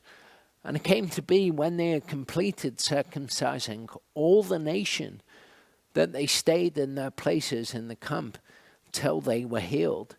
And Yehovah said to Yehoshua, Today I have rolled away the reproach of Mitzrayim from you. So the name of the place is called Gilgal to this day. Interesting way for Yehovah to describe it. When they were circumcised, as having the reproach of Egypt removed from them. If we recognize that we have been freed from Egypt, that we have been freed from the world, then it's true of us that we have had what Yehovah sees as the reproach of Egypt, those who are uncircumcised, those who are not in covenant with him. He's removed that from us. In epispasm circumcision in reverse again, it says, both confirming that many Jews neglected circumcision and affirming the rabbinic commitment to it, the Talmud tells us that Jerusalem fell to the Romans and the temple was destroyed because Jews broke the covenant by failing to circumcise their sons. So we know that that is true. People back then did it just as people who say they're in covenant with Yehovah today break the covenant. Some Jews practiced a form of circumcision that did not show. So again, just as it was back then, we're seeing the same thing coming to be now. Don't be fooled by these lies. The reaction can be seen in the Mishnah's requirement that valid circumcision must bear the glands. So they even had to encode that in their oral law because people were falling for the same deception. The need for this ruling implies that some Jews practiced a form of circumcision, perhaps by simply nicking the foreskin in a way that did not bear the glands. Same thing today. Removing only a little of the foreskin might obviate the need for infibulation or epispasm. Jews who circumcised in this manner did not set out to abrogate the covenant of circumcision. They merely tried to keep the covenant without offending their Gentile neighbors by bearing the glands. And I'm sure that people today who are taken in by the wisdom of the world could see themselves as the same. Well, I don't want to do something that those people of the world won't understand. So I'm not going to do circumcision as it is required in the scriptures. What this reminds me of, kind of the image that it gives me, is people who think that they are hiding from Elohim. And they're saying, oh, I'm not abrogating your covenant, Elohim. I'm just doing it while also subscribing to the wisdom of the world. The image that this brings to mind is this: people who think that they're hidden but are not. Perhaps more accurately, this: people who think that they're hiding, but the mirror that the word is like shows who they truly are. Examine yourself and your reaction to the information that I've shared with you today, and ask yourself, do you seek to hide behind misunderstanding of Paul's verses or anything else to prevent you from becoming circumcised? Do you think that you are hiding from Elohim, that those things suffice to hide you from Elohim? And actually, the word shows where you're at in your heart. 2 Timothy 3:7-9 says, always learning and never able to come to a knowledge of the truth. And as Yochanan and Mamre opposed Moshe, so do these also oppose the truth. Men of corrupt minds found worthless concerning the belief. Don't let this be true of you. And they shall not go on further, for their folly shall be obvious to all, even if they think that they're hiding, as also that of those men became. In Jude 10-11 we read, and these blaspheme that which they do not know, and that which they know naturally, like unreasoning beasts. In these they corrupt themselves. Woe to them, because they have gone in the way of Cain. They have gave themselves to the delusion of Balaam for a reward, and they've perished in the rebellion of Korah. Don't be corrupted by that which your flesh would choose. Walk after the Spirit. See the truth of the word and believe it. In 2 Timothy 4:3-4 it says, for there shall be a time when they shall not endure or bear sound teaching, but according to their own desires they shall heap up for themselves teachers tickling the ear. And they shall indeed turn their ears away from the truth and be turned aside to myths. So don't just listen to the ear ticklers who say, oh no, you don't have to be circumcised anymore. That was something for the past. Don't you worry about it. If you're a little worried about circumcision, don't worry about it. You don't have to do it. Don't listen to those people. Don't choose those people to receive instruction from. 1 Peter 2:7-10. This preciousness then is for you who believe. But to those who are disobedient, the stone which the builders rejected has become the chief cornerstone, and a stone of stumbling and a rock that makes for falling, who stumble because they are disobedient to the word, to which they also were appointed. But you are a chosen race, a royal priesthood, a set-apart nation, a people for a possession, that you should proclaim the praises of him who called you out of darkness into his marvelous light, who once were not a people, but now the people of Elohim, who would not obtain compassion, but now obtained compassion. So Peter's not specifically writing about circumcision here. He's writing about faith, the preciousness which is for those who believe. Circumcision is a part of that. Okay? People stumble. Don't be as the disobedient who stumble because they are disobedient to the word. Okay? The preciousness that you have access to now, which includes circumcision, is for those who believe, those who will obtain compassion, those who are the people of Elohim. And the people who are disobedient, those who do not love Elohim, those who hate Elohim, the word tells us about them too. Psalm 81 verse 15 says, "Those who hate Yehovah feign obedience, and their time of punishment be forever." Don't be one who feigns obedience. Don't be deceived by your pretense of obedience. If you come to something in the word and it causes you to stumble, then don't delude yourself that you are still obedient. Recognize what the word asks of you. Confess your guilt before Yehovah. Be one who does this, one who shamas, that is to hear and obey. Be one who shamas, one who keeps, guards, cherishes, treasures. One who navats, as we saw a couple of weeks ago. It's the same thing as shemaing, but a term which refers to sight.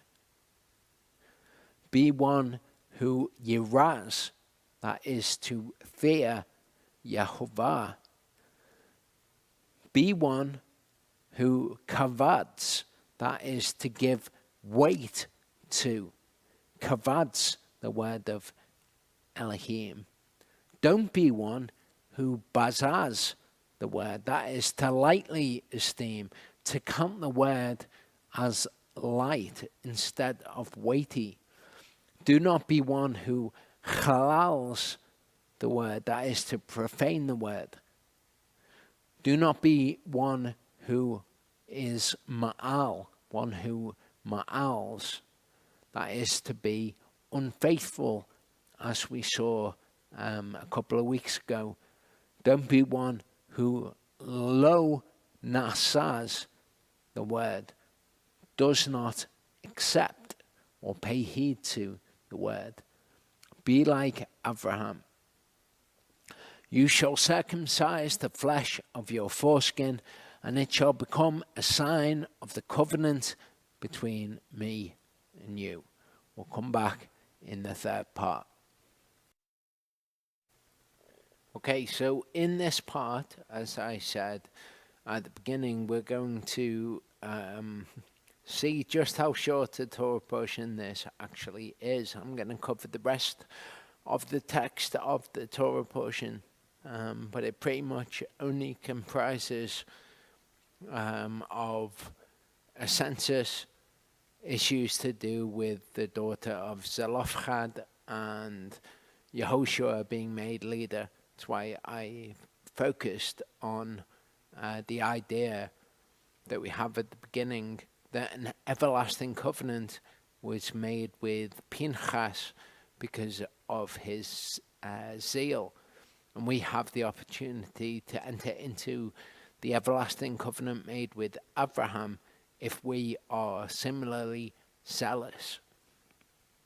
Verse 14 says, "And the name of the Israelite who was killed with the Midianite woman, was Zimri, son of Salu, a leader of a father's house among the Shemonites.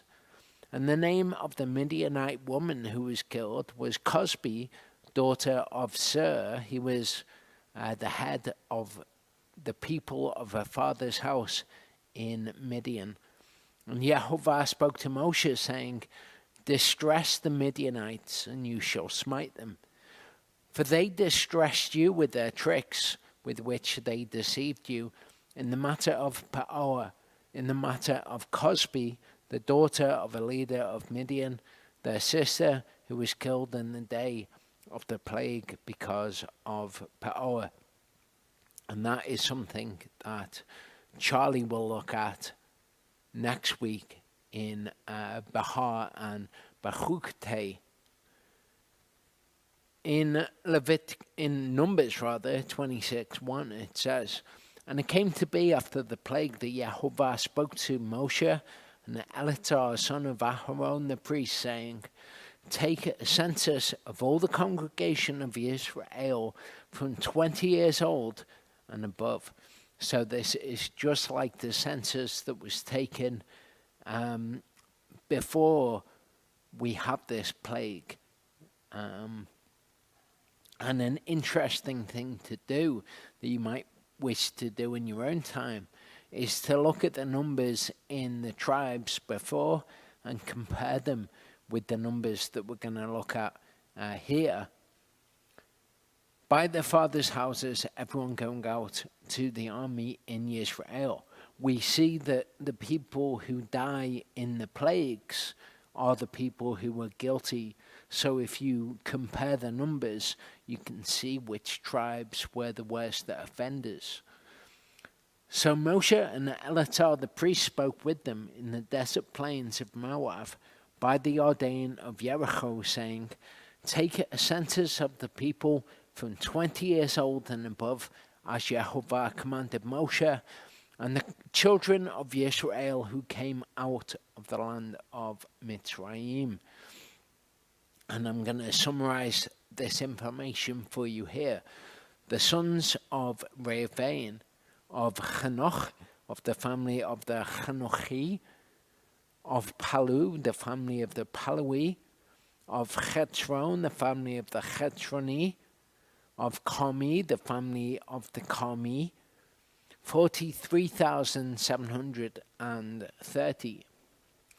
And the son of Palu, Eliav, and the sons of Eliav, Nemuel, and Dathan, and Avram. This Dathan and Avram were the called ones of the congregation who contended against Moshe and against Aharon in the company of Korach when they contended against Yehovah. And the earth opened its mouth and swallowed them up together with Korach when that company died, when the fire consumed 250 men, and they became a sign. But the sons of Korach did not die. In fact, they go on to write some of the Psalms. The sons of Shimon, according to their families, of Nemuel, the family of the Nemueli, of Yamin, the family of the Yamini, of Yachen, the family of the Yachni, of Zerach, the family of the Zachi, of Shaul, the family of the Shauli, 22,200 of them.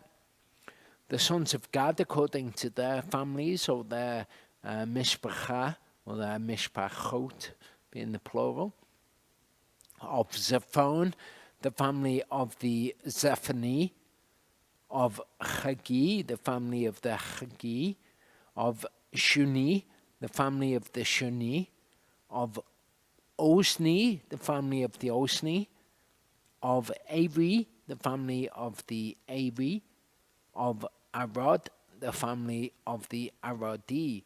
So, as we're going through this, these are the sons who were born to Jacob's son in Egypt.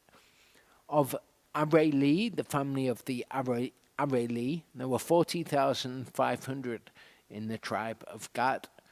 The sons of Yehudah, Er and Onan, and Er and Onan died in the land of Canaan.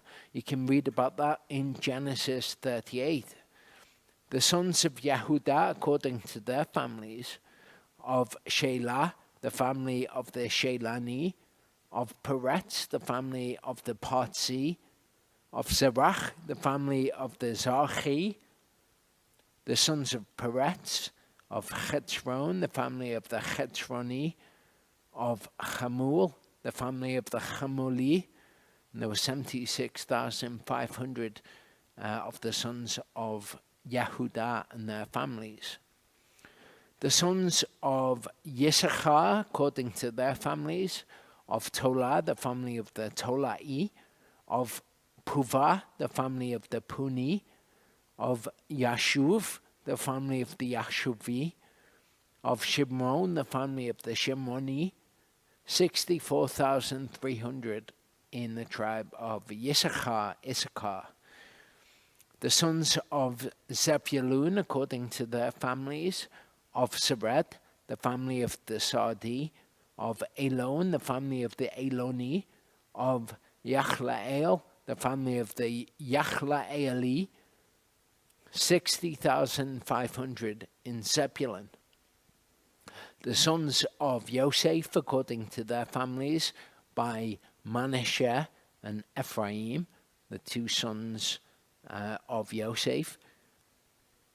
They were divided into a tribe each when Jacob adopted them. The sons of Manasseh, of Machir, the family of the Machiri. And Machir brought forth Gilad, of Gilad, the family of the Giladi. These are the sons of Gilad. Of Yetzer, the family of the Yetzeri. Of Chelek, the family of the Cheoki. Of Asriel, the family of the Asrieli. Of Shechem, the family of the Shechmi. Of Shemidah, the family of the Shemidai. Of Hefer, the family of the Hepri. And Zelophehad, son of Hefer, had no sons but daughters. And the names of the daughters of Zelophehad, Machlah and Noah, not Noach, Hoglah, Milcah, and Tirzah. There were 52,700 in Manasseh. The sons of Ephraim, according to their families, of Shuthalach, the family of the Shuthalchi. Of Becher, the family of the Bachri. Of Tachan, the family of the Tachani. The sons of Shuthalach, of Aran, the family of the Arani, 32,500 in Ephraim. The sons of Benjamin, according to their families, of Bela, the family of the Bali, of Ashbel, the family of the Ashbeli, of Achiram, the family of the Achrami, of the Shufam, the family of the Shufami, of Chufam, the family of the Chufami. The sons of Bela were Ard and Naaman. Of Ard, the family of the Ardi. Of Naaman, the family of the Naami. 45,600. The sons of Dan, according to their families. The sons of Shucham, the family of the Shuchami. 64,400 in Dan. Not many families, but a lot of people. The sons of Asher, according to their families. Of Yimnah, the family of the Yimnah. Of Yishvi, the family of the Yishvi. Or Yishvi, the family of the Yishvi. Of Bere'ah, the family of the Bere'i. Of the sons of Bere'ah. Of Chivre, the family of the Chivri. Of Malkiel, this family of the Malkieli. The name of the daughter of Asher was Serach, and there were 53,400 in Asher.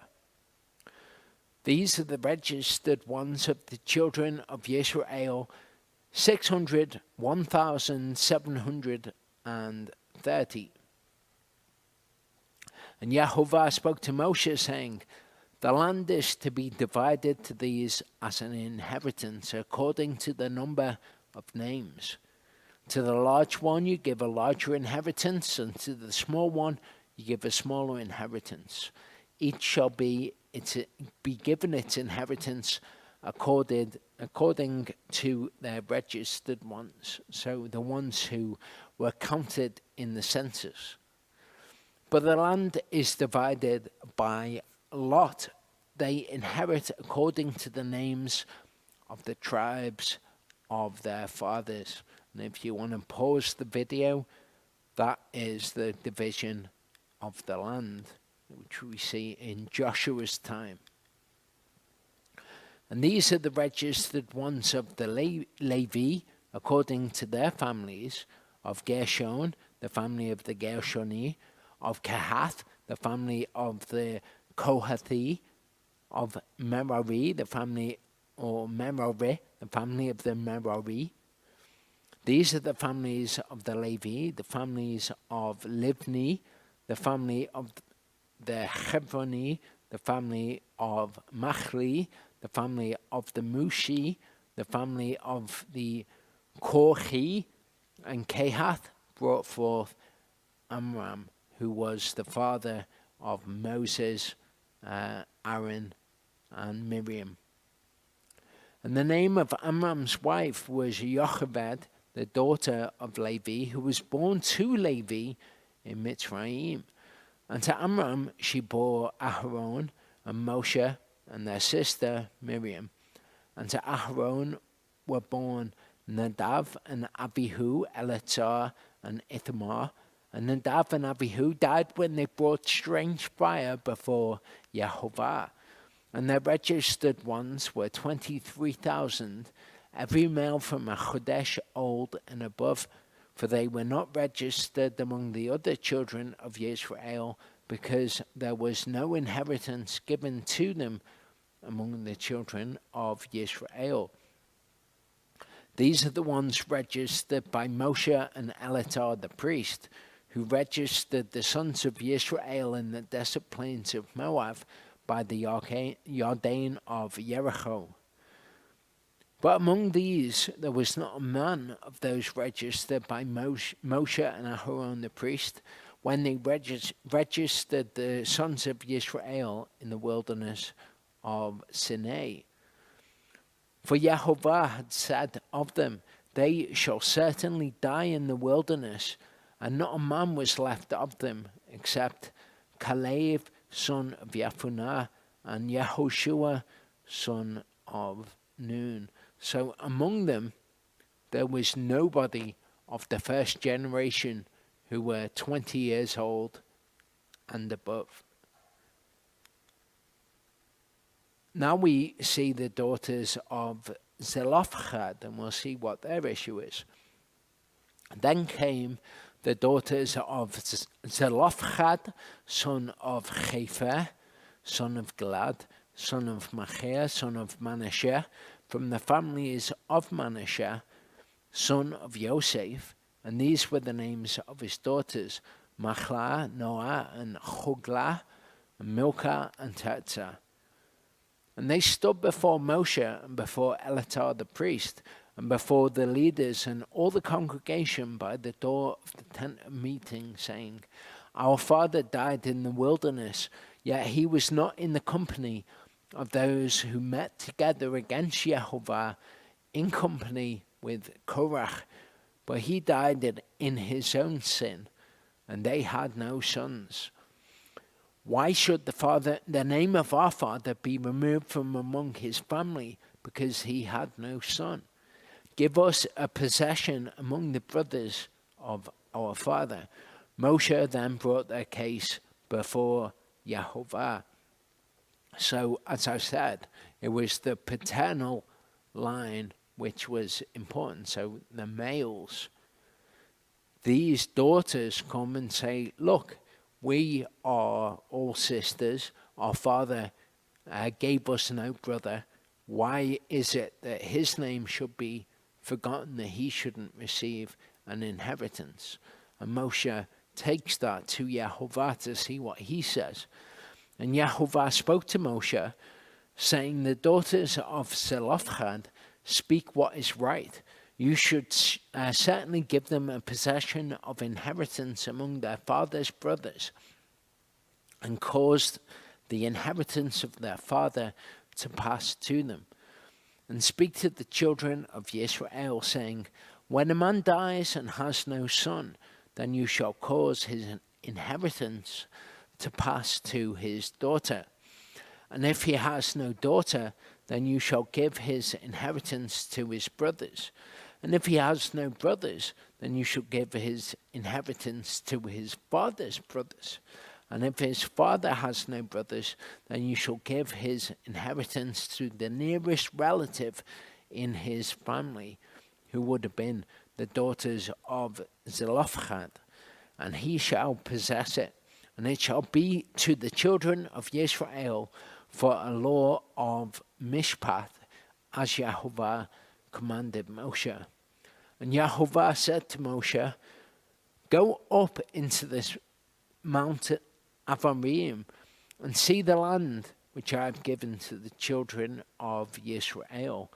And when you have seen it, you also shall be gathered to your people, as Aharon your brother was gathered. Because you rebelled against my mouth in the wilderness of sin, in the strife of the congregation, to set me apart at the waters before their eyes. These were the waters of Meribah at Kadesh in the wilderness of Sin. And we saw about that a couple of weeks ago. And Moshe spoke to Yehovah, saying, let Yehovah, the Elohim of the spirits of all flesh, appoint a man over the congregation, who goes out before them and comes in before them, who leads them out and brings them in, so that the congregation of Yehovah be not like sheep without a shepherd. Atonement was made for the children of Israel on these occasions, okay? So the rest of what we see in the Torah portion is to do with various sacrifices, or a lot of it is. So I just want to look at when atonement was made. Sacrifices being given would make atonement for the people. So atonement was made for the people every morning and every evening. Remember what atonement is? It's like a covering of cleanliness over the people. They all had to attend to their own flesh to make sure that they were not unclean. But atonement for all the people was made in the morning and evening. It's also made each Sabbath. It was also made at the beginning of each Chodesh, the first day of the Chodesh. Atonement will be made. On each of the 7 days of unleavened bread, including first fruits if it was within unleavened bread. On Shavuot, on the day of trumpets, on Yom Kippur, and on each day of Sukkot, including the 8th day. Okay, animal sacrifices were required on each one of those occasions. A lot of the instructions for these things aren't things that we can do, because they are all to do with making atonement for Israel when they had Yehovah dwelling in their midst. And Yehovah said to Moshe, take Yehoshua son of Nun with you, a man in whom is the Spirit, and you shall lay your hand on him, and shall set him before Eleazar the priest, and before all the congregation, and give him charge before their eyes, and shall put some of your esteem on him, so that the congregation of the children of Israel obey him. And he is to stand before Eleazar the priest, who shall inquire before Yehovah for him, by the justice, the mishpat of the Urim. At his word they go out, and at his word they come in. Both he and all the children of Israel with him, all the congregation. So Moshe and Aaron die, and they are followed by Joshua and Eleazar. And Moshe did as Yehovah commanded him, and took Yehoshua and set him before Eleazar the priest and before all the congregation, and laid hands on him and gave him a charge as Yehovah commanded by the hand of Moshe. And the subject of Joshua is very interesting. The book of Joshua is very interesting, and I would contend that it is actually the end of the Torah. It's certainly the end of the narrative. If you are interested in that, why would you say it was the end of the Torah, for example? And you're interested in the book of Joshua, I would point you to our website. If you go to the tab at the top, Torah portions, you'll be led to this screen, Torah portions by Parsha. And as you can see, a couple of years ago, we actually covered the book of Joshua. So I would recommend that you watch those Torah portions, because I think they have a lot to offer, especially since Yehoshua is a picture of Yeshua, even taking the name Yeshua at the end of his life. Should we pray?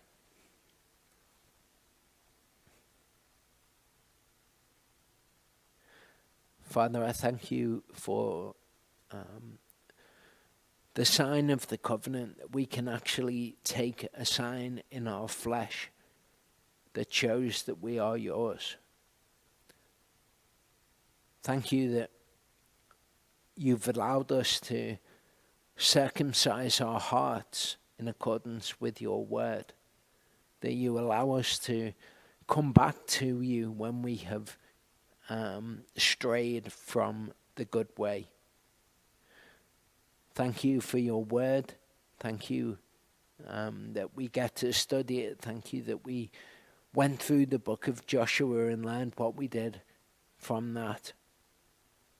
Thank you that we can come to this place and meet in your name, and pray that you would ever reveal more and more of your name to us so that we can walk in a way that is pleasing to you. Thank you, Father. Amen.